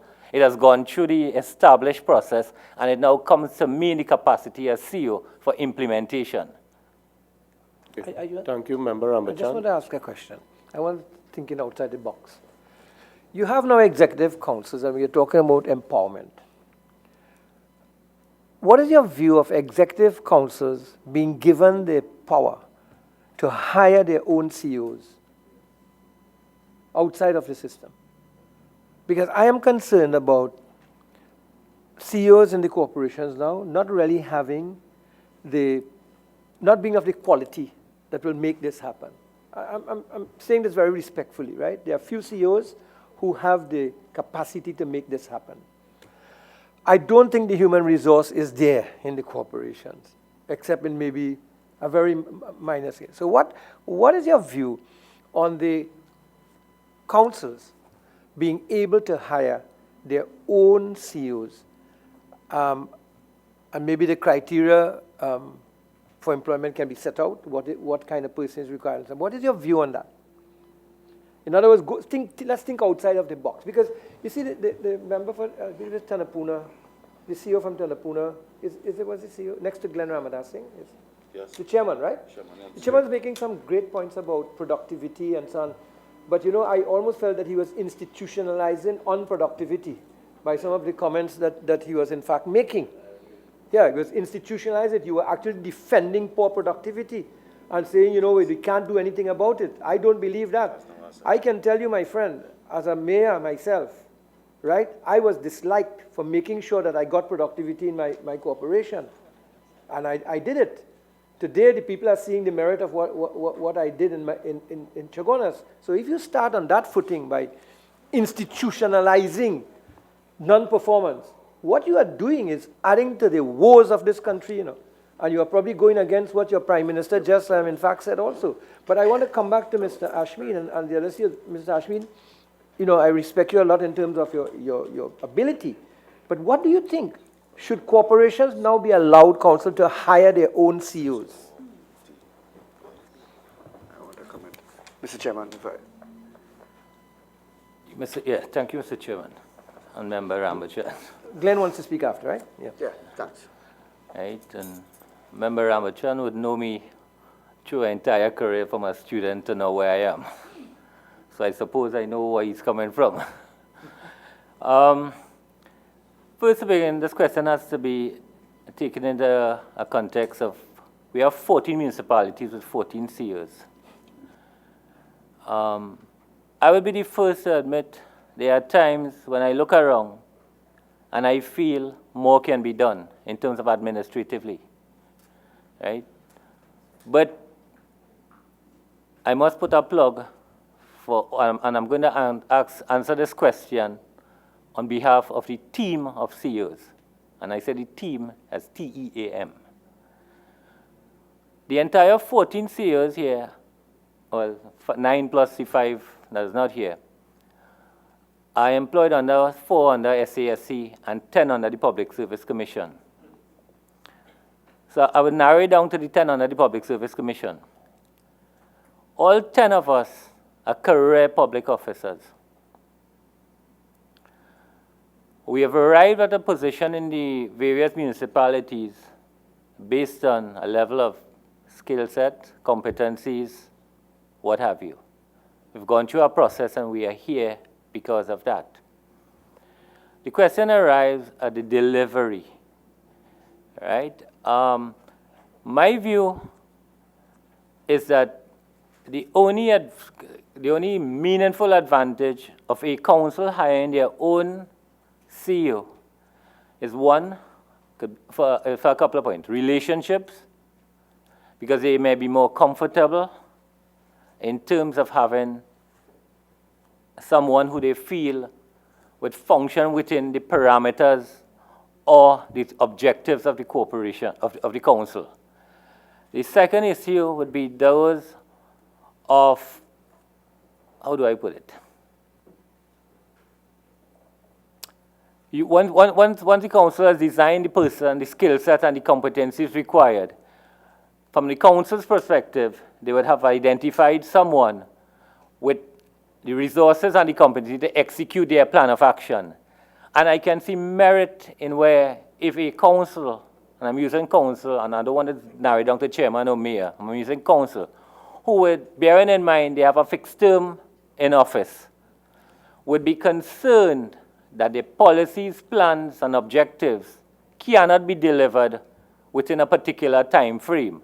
And obviously, they will want to look for someone who they feel can best deliver their mandate.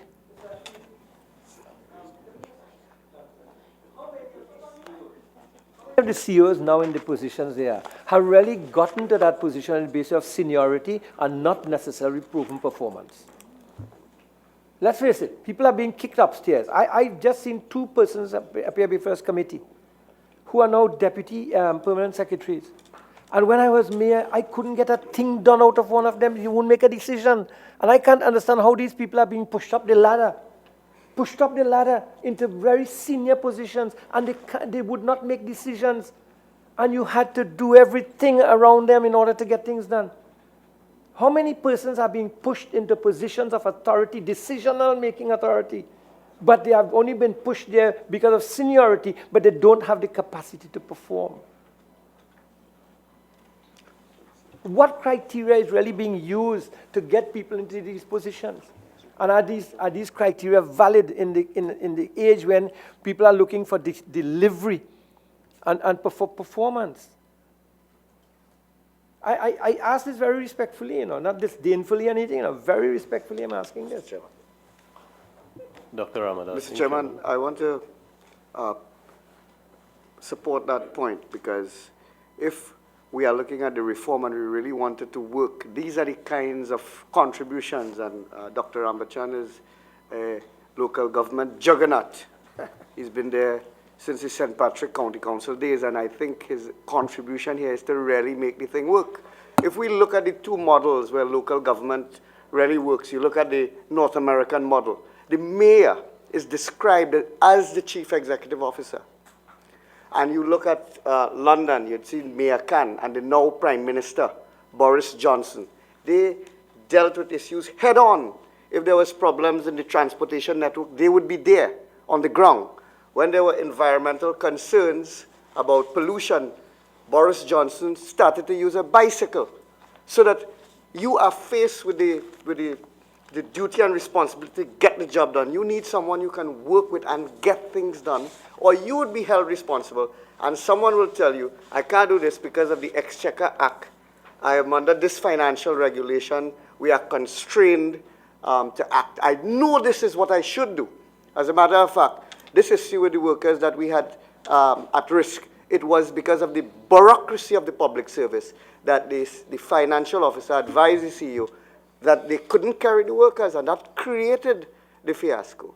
And if we want a system that will work, the council should engage a process where you have a performer. You know you will have personality conflicts. You will have strong chairmen. You will have bureaucratic CEOs, and you may have the reverse. Therefore, if we want the thing to work, we should give active consideration to having a performer in the role of the CEO that will support the mayor or chairman to get things done. Chairman, just one second. Because I would like the opinion of the CEOs now as to whether they are satisfied with the quality of people who have now been hired as medical officer of health, and their performance, and their attachment to duty and the job, to the engineers who they have been hired there, to the planning officers who are called planning officers, and what is the extent of their contribution really to the performance of local government, and to what extent is their non-performance causing a negative perception also of the ability of local government to deliver. Dr. Rambachan, I would protect all the CEOs today. There are eight here. I would protect them, All but right, okay. I would just reflect on last Friday and next Friday. And that is to say, we have coming before us next week Friday, the members of the representatives from the Public Service Commission, the SASC, the CPO, a Police Service Commission, and the reason for that is because even at last week's meeting, there was a very healthy discussion on this issue of productivity. There were complaints, and the media reported on them, on the issues very fairly and extensively, on the issues of the building inspectors, for example. Members of the JSC last week asked CEOs about whether formal complaints have been made on the issue of corruption and allegedly corrupt building inspectors. We have heard and we have read about vacancies. So earlier in the opening I said your submissions address vacancies and also the positions that have to be created on the establishment. There was one issue last week, Friday, that as a committee, we were very concerned when the Sbarro Corporation told us that there were no public health inspectors employed in the corporation. So those are issues, and to insulate the CEOs who are before us, those are issues that the committee intends to raise next week. If your submission address with great detail the challenges you have with staffing and you are not involved in selection. I took a quick look, I listened to Dr. Ramadas Singh. I took a quick look at the Siparia submission. Unfortunately, you've not put in writing how you believe the chairman or mayor could function with a little more flexibility. Of course, having also served in government, you know, we call constrained by this Exchequer and Audit Act, the processes of the Auditor General. So this is a particularly important issue. And if any of the municipalities before us, we have a very detailed submission from Mayaro, but if there is anything you want to say further in how we define and refine the relationship between chairman or mayor, whatever we call them, and CEOs and the role of the council, this is the purpose of this Joint Select Committee, because you have the experience. Now I want to invite Diego Martin to join in the discussion at this stage, and Chairman Susan Hong. I want to give you the floor at this time. Before I do so, I want my colleague to make an intervention. Thank you very much, Mr. Chairman. I heard Dr. Ramadas Singh just now speaking about the financial officer and the, your CEO is not here this morning? No, he's not well. He's not well. Okay, but I don't know if you can answer me, but I think the country was listening to you this week. And the advice, CEOs and permanent secretaries are advisors to the politicians, whether it's in the corporations or whether you're in a minister in the ministry. And when you end up when the Siparia Corporation, not you, end up in the position end up last week, did the CEO give you proper advice, or did the financial person give you, because this couldn't happen. You just couldn't make a decision to send over 120 workers in one day. So this had to come over a period of time. And that's what I really want to say to the public. The CEOs are the advisors to the mayors and chairmen, and the permanent secretaries are the advisors, because we as politicians do hire and fire. We can't hire nobody. So I just wanted to make sure, and I was waiting for your CEO to come this morning to ask him that, but probably, I was going to ask him. Well, I really wish he was here too. I hope he feels better. Yes, what I can tell you is that on Thursday, the discussion started that an amount of workers would have to go, a quantum. That was not decided. They were examining the finances and talking to the Ministry of Local Government for emergency funding, which you have some vote that you can help, and how much they would be able to access. And the request only came this week, eh? there was a storm that started, and the council chamber lights went a few times, and councillors had to leave. In fact, one councillor roof blew off himself, and the conversation didn't continue until Friday. I kept asking what's happening, and at 3 o'clock, I was advised that 99 persons were being called to report to the PR, and it's at that stage, that was the advice he gave me, and I took action at that point. When you say, Chairman, you took action, what? I called an emergency meeting. They were asked to attend to the PIRO's office at 10, and I called an emergency meeting of the council at 9.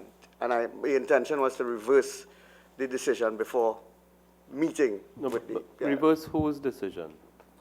Reverse, the CEO was about, well, he had already instructed the PIRO to call workers to come to the PIRO's office, and on attending the office, they would be told that they would no longer be working for a period of time. Now, these are short-term workers? These are casual workers, So and many of them are rotational workers. Right. 5 days, that kind of thing. Now, I'm trying to understand it so that the public understands. So in the context of well, this is, even without this bill, a problem, the way it was it handled in the manner that it should be handled? Or Well, that's the point. I think it falls right into the discussion. The CEOs are constrained sometimes by the regulations of the public service. They are constrained by the financial regulations as public officers.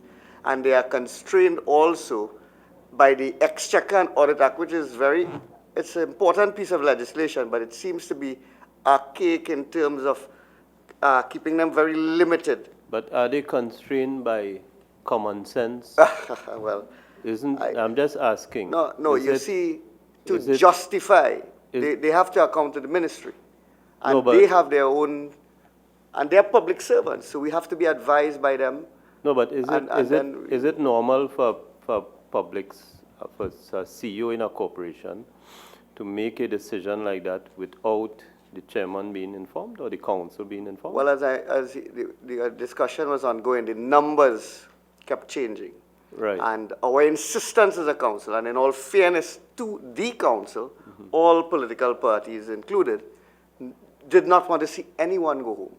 But I am informed that it was because of their financial planning, lack of releases, which I really don't want to go into here, because we know that is an institutional, national issue that's going on. A lack of releases, if it were to continue, they could not, because of their regulations, keep a certain type of worker. Okay, Chairman Susan Hong. I want to intervene, right? Yeah, because this took national. You're free member. Yeah, this took national attention, and the request from the Siparia Corporation and Chairman Ramadan Singh, I do not want to put the blame on you. This is the CEO's. The CEO have to account to you, and your corporation and the midterm review got more than you all asked for, the Siparia Corporation. And the request came when the Ministry of Local Government asked for a request. Since June or July, none came from Siparia. I don't know if you are aware of it. Well, I mean, it would be the financial officer. Yes, well, you see, I got the information from the ministry, where I work at the Ministry of Local Government. So that is the role of the CEOs, and I keep saying the CEOs are the advisors. If the CEO, if the permanent secretary in the Ministry of Local Government advised me wrong, I will look bad, And I will look bad in the public. Very bad too. What's the purpose of... And I am just like you, and just like all the politicians here, very passionate because we serve the people of this country. I just want to locate this issue. The whole intention of was to ensure that no worker, at the time when we are about to send children back to school, was sent home. I agree it is an issue that we have to revisit and go into to see what occurred and what should have been done better. But at the same time, I must underscore, releases from the Ministry of Finance have been poor and inadequate in the main. Chairman, Susan Hong. And Chairman, I want to welcome you and also make the point that as a cabinet minister, and also it's not secret to the public, there are some new facilities going up in Diego Martin. For example, you have a new sporting facility, you have a new health center, you have some new facilities.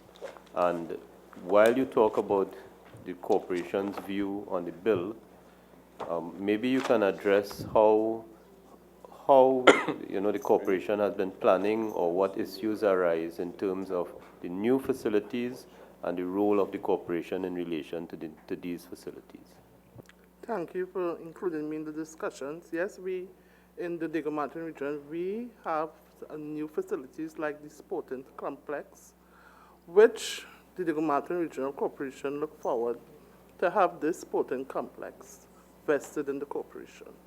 Presently, it's not vested in the Diego Martin Regional Corporation, and already we have been having discussions with community groups with the use of that center and that sporting facility, and hoping that it would assist us as well with some of our finances problems, so that we can be able to probably, the extra finances, to be able to respond on a more timely basis to some of the problems that we faced in Diego Martin.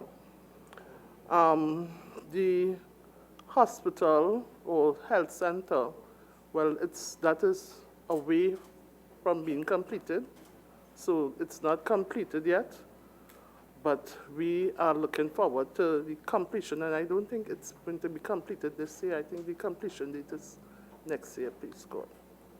So we might have a new council then, and but certainly as one of our facility, we are looking forward to have that new facility in the region. Anything that our burgesses can benefit from, but Diego Martin is one of the 4th largest municipality, and Diego Martin Corporation has its issues as all corporations.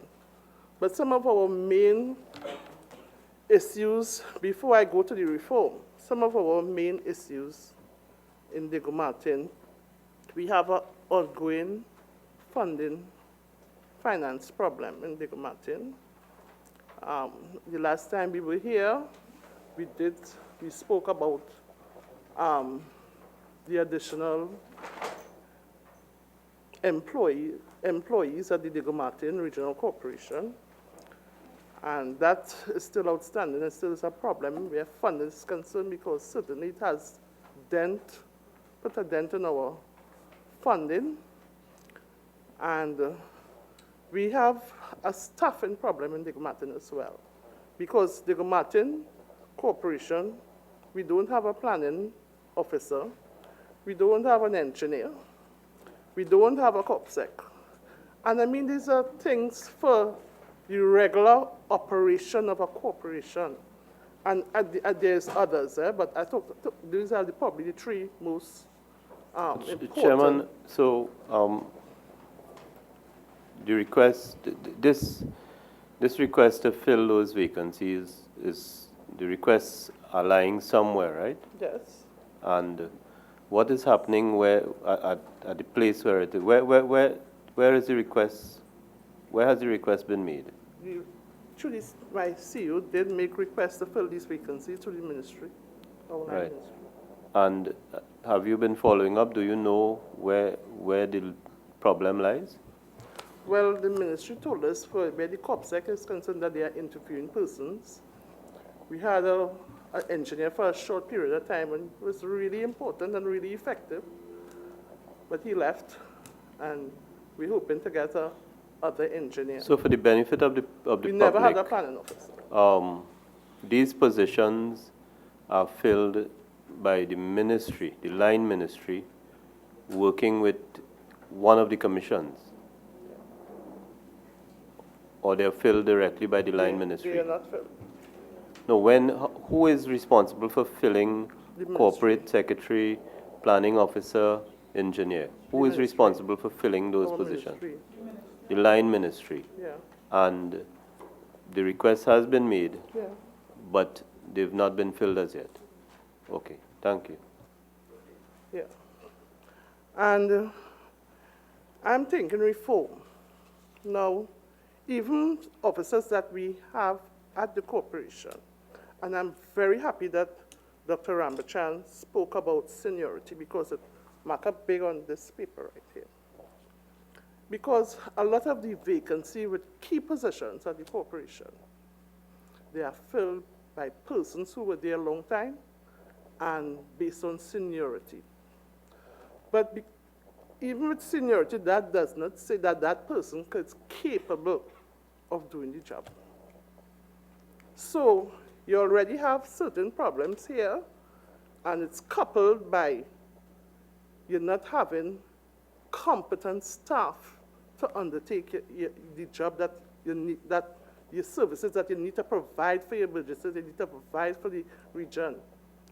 And with the reform, my concerns are that we need to fill those vacancies. With the reform, we did at the corporation, we did a need assessment, and the need assessment, we did come up with some of the vacancies that we need presently and that we think that we will need with the reform. So, and I love reform, and I think that we could make it work. Instead of saying that we can't make it work, I think we could make it work. But I think that we need to be equipped to do the job, and I hope that regional corporation would not be left outside in the cold and say, look, we're going to reform, and you all have to come up to scratch. Because how do we know if we are up to scratch, even with the staff, if there will be some transition team to hold the corporation hands to walk us through that transition? Because we want to have it right, and we need to do it right. At the first time, I don't think we have time to fail. It's not about no failure. We need to do it right. But we need to have some transition team to work with the corporations. You can't leave the corporations on them outside and take everything for granted and say, well, okay, the corporation, they have the bill, and they have the act, and that's it. Thank you, Chairman. There's a point that has been made, and we've asked for certain written submissions to be made. I want to now invite, as we come to the close, Member Indara Singh, followed by Member Timal, and then Member Rambachan. Yes, Chairman. This issue of transitioning, I think, is very, very important. And a transitional team in the respective corporation. I ask this against the background of what the Minister of Education raised here this morning as it relates to repairs and maintenance of government and also board-assisted schools, and whether, for example, at the respective corporations, would they, given the state of play, do they fully understand even the relationship between, let us say, the ministry and the denominational or board schools, and what will be the hurdles, for example, in effecting repairs, and as I said, the relationship, and also the quality of staff that will be needed at the respective corporations to ensure that this is effected and so on in a very timely manner, in terms of children's education not being affected and so on. Thank you, Member. Member Timal. Thank you, Chairman. We are aware that the sole purpose of the corporation and sole existence is to provide a service to the public based on needs of the public. And we have been identifying many areas of reform, legislative reform. But in terms of customer satisfaction and care, even without the present legislation, there's tremendous room for improvement in that area and how corporations would interact with the public. I just want to get a response, maybe by just bringing one example, and that is in the area of building permits and building inspections and completion certificate and that sort of thing. In that, the public is limited to 1 day a week where they can meet with, say, a building inspector. Normally it's on a Wednesday. And a lot of times when the public goes to the office on that day, the building inspector is not there. And they have to wait another week. And even though it's a Wednesday and we say the full day, don't take the chance and go after lunch, because the chances of meeting that person is rather slim. So in offering services to the public, I mean, consideration in terms of the hardships the public has to go through. Person takes time off from work, goes there on a Wednesday, cannot meet the inspector, goes back the following week, and after 3 or 4 weeks, then the inspector is on holidays and vacation, has to wait 2 months. I mean, in terms of the corporations present here, intended reform in the area of how we really provide that service to the public and how we treat with them as customers. Member Rambachan. Chairman, this is one of the more tricky areas that I want to address. In the last local government elections, we had a situation in Sangre Grande where we had an equal number of seats being won by both sides. And I don't think Mr. Rondon might have been very happy to use a casting vote to have ended up as the chairman of the corporation. Being a highly moralistic person and a person who values his integrity, I think he might have been very uncomfortable with having to do that. But that having been said, it leaves a vacuum, in my view, in this legislation as to what we are going to do in order to deal with situations where you have an equal number of seats. Should we, for example, have corporations or regional areas that does not have an equal number of seats, always have an odd number of seats? So someone is going to win, someone is going to lose. Or is it that we can adopt some methodology, maybe one that I would propose, that the party getting the higher number of votes overall be allowed to control the corporation? Or, if you want to put a third one in, that if it's a 4-year term as it is now, that it be shared. The 2 years be shared by one of the parties and 2 years be shared by the others. I mean, I'm throwing out what I'm also hearing in the public discussion about this. But I don't think that is a matter that could be left unattended to in this legislation. And we should work towards something that has a resolution, rather than leaving half of your people dissatisfied with a process that's meant to be democratic, and in the fullest sense of the word democratic. Yeah, I think the matter of the tiebreaker and the election has been canvassed. Member Amin raised it on a few occasions, and it is for the Joint Select Committee to make a recommendation in its report. As we close, Chairman Glenn Ram is here. His corporation's submission has been highly praised, and maybe that is why we've not asked Mayaro, Rio Claro, a lot of any questions beyond what has been asked of the CEO. But Chairman Ram, I give you the opportunity to give your corporation's views on the bill and any other issue that has arisen today. Thank you very much, Mr. Chairman and members of the committee. As all members said, we have a very comprehensive report that was submitted to all members of the committee. We too are supportive of local government reform. And again, we had some issues, some concerns. Most of my colleagues would have raised these issues, and I don't want to reiterate the point. Mr. Chairman, just 2 issues I want to really touch on here. One is that of the municipal police.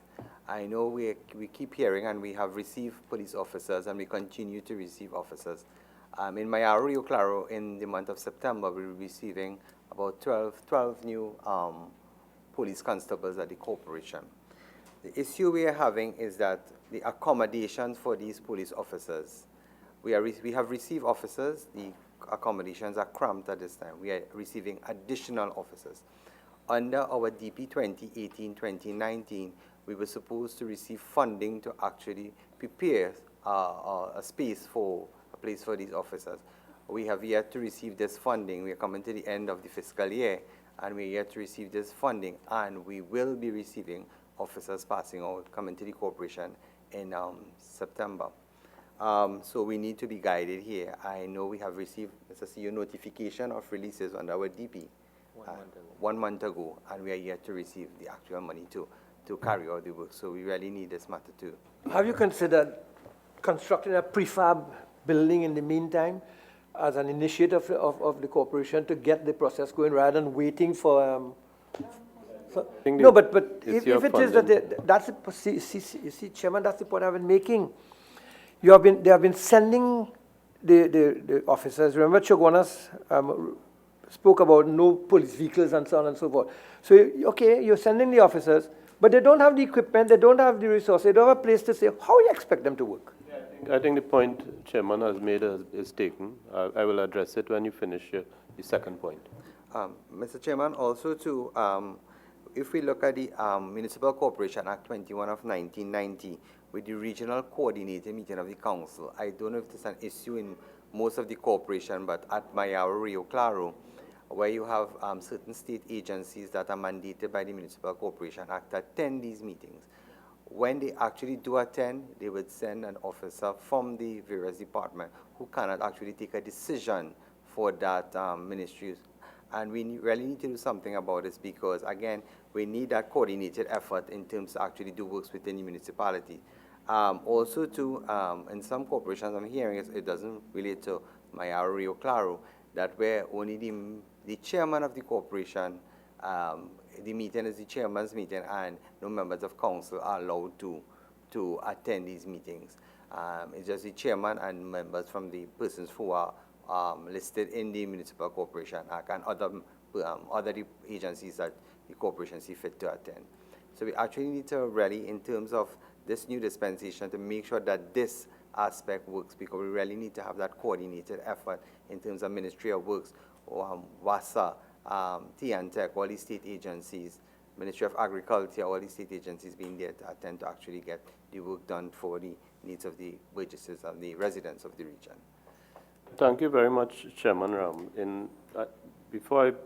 In dealing with the municipal officers issue, I apologize for the departure of my colleague, Member Hussein. He has his religious obligations to attend to. And this matter of as Member Ambachan pointed out, it has been raised. And we've asked the ministry to address the issue of accommodation and so on, but it is a matter that the committee will draw to the attention of Member Hussein as the line minister, as a matter that was raised by you. The other issue of the regional meeting, it is something when we had WASA and TNTEC before us, Member Amin raised the issue and other members of, one, the level of seniority of the persons attending. That is a matter for permanent secretaries. I myself sometimes raise the issue of, the seniority of people who go to the meetings. There was an issue raised about not just going, but reporting back and the ability to make decisions. WASA, in fact, told us that they had reviewed that arrangement and made changes so that there is a flow to the corporation and back. So it is something as a committee we need to take note of, because the interaction of all the key players in a region is important to the delivery of services. I thank you very much. There is a lot a lot in the Mayaro submission.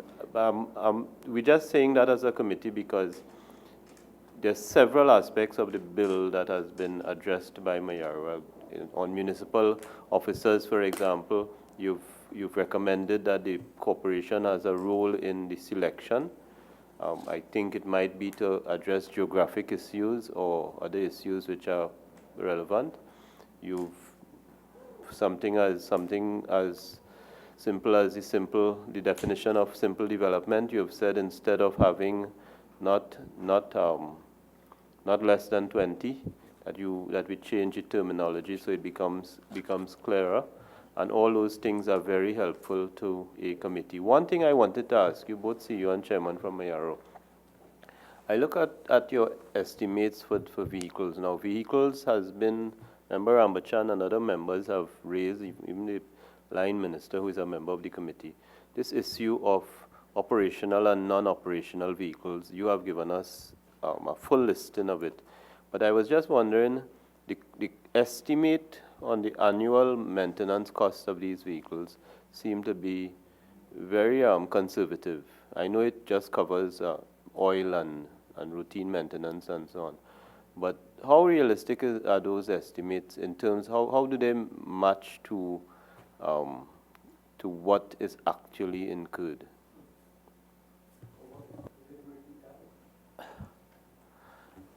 I just want, before I answer that question, Chairman, we have gone about a very vigorous campaign, right, in the Mayaro, Rio Claro as vehicle. We have noted that the valuation on vehicles totally might be our largest asset base, right? So we are very concerned about the maintenance and operation of same. And I'm just going to share something with you, the committee, and very quickly I will go through it. It's not an initiative, but it is something that I think and I can't remember if it's Member Ramachan or Member Hussein raised, about CEOs taking action.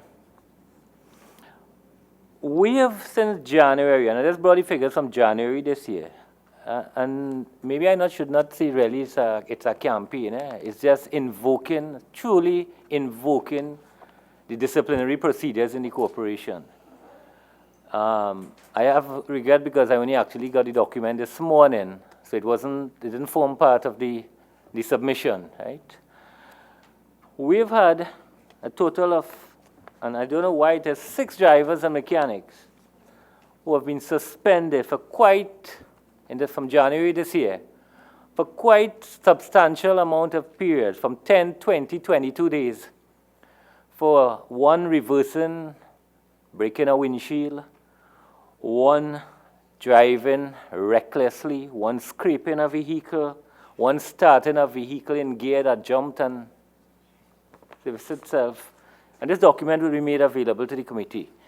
But what I'm saying is, we have looked very seriously about our fleet. So the question that arises is, why did it only start in January 2019? No, Mr. Chairman. I said the data I have. It's for 2019. I just jumped it back to January 2019. Right. Okay. I'm sorry if I did not clarify that. Right. So this is only in respect of that. Mayaro Corporation might be, if we look for the last 2 years, might be the corporation with close to about 20 to 21 matters of disciplinary action where fines and suspension was undertaken. It is a clear signal to employees that it cannot be business as usual. I'm just reiterating, it has been heightened recently. It's a no-nonsense approach to the usage of the fleet. Thank you, CEO. That is a very good note to close on, and I have member Amin who is campaigning for one more. I have several more, but I will only beg for one more today. Very importantly, before this group of CEOs go, at present, the assets of the corporation tend to be items you purchase or items handed to you by a ministry, a government ministry most times, the Ministry of Local Government, or properties vested in the corporation through a legal process. At present, there is no provision to accept donations from the public, from an NGO, from an individual or corporate entity. I raise this because I think I was made aware of a donation of a dinghy to the Mayaro Rio Claro Corporation during the flood that now remains with the corporation, how have you treated with accepting that as a donation or a gift and putting it into the, well, legally becoming an asset of the corporation? And what recommendations will you make for us to include it in the bill so that corporations could then go on to have vehicles donated by even corporate entities or international organizations, especially for disaster, to have equipment that could stay in the corporation and improve your ability to respond. The dengue is one. You may want generators. You may want other things. And apart, I'm not talking about things that could be easily given away or disposed of, such as foodstuff and mattresses. I'm talking about major equipment that could stay with the corporation. CEO? That matter was articulated to the, I think it was another session, previous session of the Joint Select Committee by the Mayaro. Just to quickly analyze what happened, we were during the flood period, just after it, a person from Britain contacted the corporation, and we were engaged in they offered the dengue to us. Even before we could respond, they shipped it to the corporation. It landed on the corporation steps. The corporation only undertook the payment of the transportation cost through FedEx, I think it was. I can't remember the figure. It was $600 or $800, something in that vicinity. That was paid from the corporation funding for receipt of the dinghy. On receipt, we had already established at the corporation what we call a donation register. Right? So everything that we have received as donations, right, is entered in that donation register. Right? It is there. My views on, and I agree with you, it may be the time that we partner with corporate assistance, because my view is that during the flood period and at times, we get too much perishable items, too much food stuff. Not that we don't want it, but when you value it, a more meaningful and a more tangible donation can be afforded to the corporation. And that could also form part of your donation. Again, it's accounted for. Once you have the proper accounting procedures in place to indicate why it's on why it becomes part of your vested assets. Right? So those are simple operational mechanics that can be worked out. Thank you very much. On behalf of the Joint Select Committee, I thank the representatives from the 9 municipal corporations that are before us today. When we first discussed having all 9 before us at one sitting, we had some concerns about whether we could manage it. We've done very well.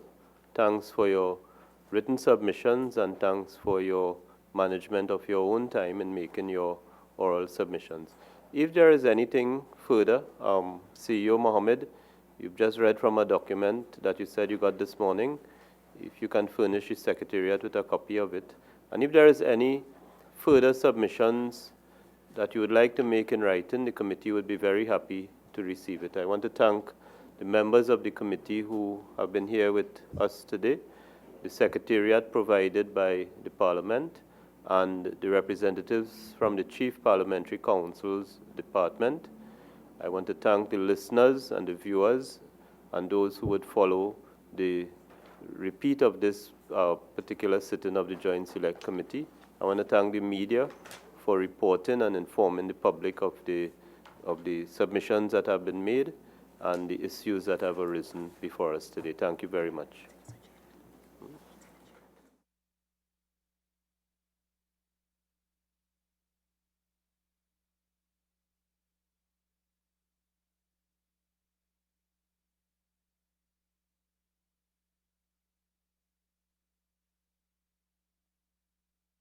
Thank you.